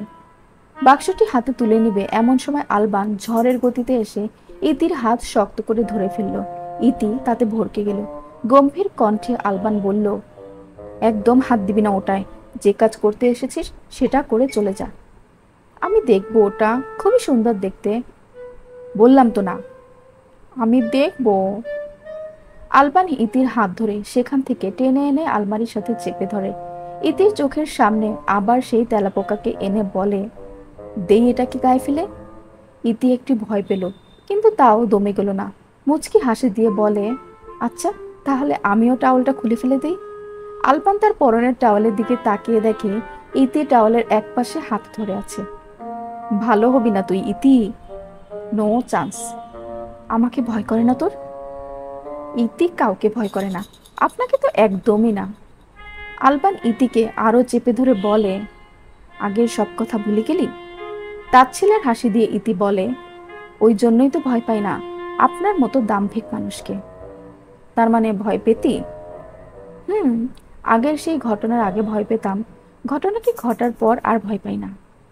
রিজন? কতবার বললে বুঝবেন, ইংরেজির বাংলা মিনিংগুলো না পারে ইংরেজি ধরতে পারি না। বাঁকা হাসি দিয়ে আলবান বলে, আচ্ছা আমার খুবই ইচ্ছে করছে তেলাপোকাটাকে তোর গায়ে ফেলে দিতে। আমারও খুব ইচ্ছে করছে টাওয়ালটা খুলে দিয়ে সব স্ক্যান করে নিতে। বাই মিস্টেক সেটা হচ্ছে না। আপনি জাস্ট তেলাপোকাটা আমার গায়ে দিয়ে দেখেন, আমিও চিচিং ফাঁক করে দিয়ে চলে যাব, যাকে বলে ইজ্জতের রফাদফা। ইতির কপালে টোকা মেরে আলবান বলে, তুই ছেলে হলে খুব ভালো হতো, যাকে বলে জমে ঘি হয়ে যেত একেবারে। আর আপনি মেয়ে হলে আমার ইফটিজিং এর শিকার হতেন, ব্যাপারটা সত্যিই তখন দারুণ হতো। আলবান বুঝলো এই মেয়ের সাথে সে কথায় পারবে না, তাই আলবানও শয়তানি হাসি দিয়ে কিছুক্ষণ ইতির মুখটা ভালোভাবে দেখলো, গালে আসা চুলগুলোকে কানের পিছনে গুঁজে দিল। পরক্ষণে হাতে থাকা প্লাস্টিকের নকল তেলাপোকাটাকে ইতির দিকে দিতে লাগলো। ইতি সেটা বুঝতে পেরে দ্রুত বেগে আলবানের পরনের টাওয়ালটা খুলে হাতে নিয়ে আলবানকে ধাক্কা মেরে টাওয়ালটা নিয়েই দৌড় দিল। ভুলেও পিছনে ঘুরে তাকালো না আর। দৌড়াতে দৌড়াতে ইতি বলল, কিছু না দেখে আজ আপনার ইজ্জত বাঁচিয়ে দিলাম, কিন্তু পরের বার আর ছাড় দেব না, বলে দিলাম। আলবান আর কি বলবে, সে তো হতবাক স্তম্ভ হয়ে হাতে থাকা নকল তেলাপোকাটাকে নিয়েই দাঁড়িয়ে রইল, বোঝার চেষ্টা করছে যে সেকেন্ডের মধ্যে তার সাথে ঠিক কি হয়ে গেল। কিছুক্ষণ হাঁ হয়ে ভেবেচিন্তে আস্তে করে নিচের দিকে তাকালো, যা হবার তাই হয়ে গেছে। আলবানের পরনে একটা সুতোও নেই, নিজের উলঙ্গ শরীর নিজে দেখেই আটকে গেল। আর কিছু না ভেবে আলমারি থেকে প্যান্ট নিয়ে দৌড়ে গেল ওয়াশরুমে। মহিনের হয়েছে এক জ্বালা। ফেসবুক মেসেঞ্জারে 14টা প্রেম করে, তার মধ্যে এখনই একটা মেয়ের সাথে ব্রেকআপ হলো একটু আগে। ব্রেকআপ হবে না আবার? ওই মেয়ে মহিনকেই বলে, তুই হাজার ঘাটের পানি খাওয়া ছেলে, তোর একটা জিএফ দিয়ে মন ভরে না, হাজারটা লাগে। এখন মহিনের কথা, না বেবি, আমি তোমাকেই ভালোবাসি, আমি তুমিময় এক নারীতে আসক্ত। ভাগ শালা, তোর দরকার নেই, তোর মতো থার্ড ক্লাস ছেলের সাথে আমি রিলেশন কন্টিনিউ করব না। ব্যাস, থার্ড ক্লাস বলে মহিনের মেজাজটাও টঙ্কি উঠল। লেগে গেল দুজনের মধ্যে তুলকালাম ঝগড়া, কেউ কারো থেকে কম না, ইচ্ছে মতো গালিগালাজ করে ব্রেকআপ করলো। এখন দ্বিতীয় কথা হচ্ছে মহিনের আরেকটা প্রেম অর্থাৎ জিএস নিয়ে। আইডির নাম হলো পিঙ্কি সাইজা। 3 মাস ধরে কথা বলে এই আইডির সাথে। মহিনের কথা বলতে খুব ভালো লাগে, যেহেতু মেয়ে তাই। পিঙ্কি সাইজা ইউএসএ থাকে, ওটাই নাকি তার স্থায়ী ঠিকানা। বাংলা ভাষায় বেশ ভালোই কথা বলতে পারে, কত ধরনের কথা যে বলছে তার ঠিক নেই। সেই মেসেজগুলোই বিছানায় শুয়ে শুয়ে অসহায় কাঁদো কাঁদো মুখে পড়ছে মহিন। মহিন বলছিল, জান কেমন আছো? ভালো আছি বেবি, তুমি কেমন আছো? ভালো। I miss you baby. I miss you too. Baby, আমরা হানিমুন কোথায় করব? চাঁদে করব বেবি। আমাদের কয়টা বাবু হবে বেবি? এই 15-20টা। আই লাভ ইউ জান। লাভ ইউ টু জান। জান, বিয়ের পর আমি বাঙালি মেয়ের মতো সুন্দর করে সংসার সামলাবো। আচ্ছা জান, আর আমি অফিস থেকে এসে তোমাকে একটা চুমু খাবো। যাও, তোমার খালি চুমুর ধান্দা। বিয়েতে তুমি আমাকে কি উপহার দিবে বেবি? 7 নলে হার দিব বেবি। সত্যি? হ্যাঁ জান, আমি তো ভাবছি সূর্যটাকে এনে দেওয়ার জন্য, কিন্তু পৃথিবীতে বাস করা অসহায় লোকগুলোর কথা ভেবে বাদ দিলাম। কিন্তু একদিন আমি তোমাকে আকাশের তারা নয়, চাঁদ উপহার দিবই দিব। উফ, আমি খুবই এক্সাইটেড আকাশের তারা ও চাঁদ গিফট পাওয়ার জন্য। বেবি, আমি আর কয়েকদিনের মধ্যেই বাংলাদেশ যাচ্ছি, দেখা করব কিন্তু। সত্যি বেবি, তুমি বাংলাদেশে আসছো? হ্যাঁ বেবি। তার 3 দিন পর মেসেঞ্জারে মেসেজ আসলো পিঙ্কি সাইজার, বেবি আমি বাংলাদেশে। সত্যি বেবি? হ্যাঁ। আজকে পিঙ্কি সাইজাকে মেসেজ দিয়েছিল মহিন, বেবি তুমি বাংলাদেশে কোথায় আছো বলো, আমি দেখা করতে যাব। বেবি আমি তালুকদার বাড়িতে, এটা আমার বন্ধুর বাড়ি। বন্ধুর নাম কি? আলবান তালুকদার। মুহিনের আর বুঝতে বাকি রইল না যে এটা পটেটো পিঙ্কি ভাই, এই কথা শুনে মহিনের মাথায় আকাশ ভেঙে পড়ল। অবাকের চরম পর্যায়ে মহিন। এই কষ্ট এখন কাকে দেখাবে? মহিন তো সত্যি সত্যিই ভালোবেসেছিল। সে আরো কত রকমের সাংসারিক কথোপকথন করত। মেসেজগুলো পড়তে পড়তে কেঁদেই দিল মহিন। এদিকে পিঙ্কি ওরফে পিকি অনবরত মেসেজ দিয়েই যাচ্ছে। বেবি, জান, সোনা, বর, কলিজা, কথা বলো। মহিন মেসেজগুলো সিন করছে আর রাখছে। রাগে, দুঃখে, কষ্টে আর রিপ্লাই দিল না। খুব রাগ হচ্ছে, ইচ্ছে করছে পিকিকে গিয়ে বেধরম পেটাতে। মহিন বলে, ও আল্লাহ, আমাকেও গাঞ্জা বিড়ি টানতে হবে নাকি? ছ্যা, শেষে কিনা এমন করে ছ্যাঁকা খেলাম। C C. পিকি ভাই, আল্লাহ আপনার ভালো করবে না, একদমই করবে না, অভিশাপ দিলাম আমি। শুনছিলেন নতুন গল্প তিন তরঙ্গের আলোকছটা। লিখেছেন রাফিয়া জান্নাত রিফা। আজকে প্রথম 6টি পর্ব পড়লাম। আর গল্পটি যদি ভালো লেগে থাকে কমেন্ট করে বলবেন, তাহলে আমি পরবর্তী পর্বগুলো আপনাদেরকে পড়ে শোনাবো। আর অবশ্যই চ্যানেলটিকে সাবস্ক্রাইব করবেন, লাইক করবেন, কমেন্ট করবেন, শেয়ার করবেন। Thank you.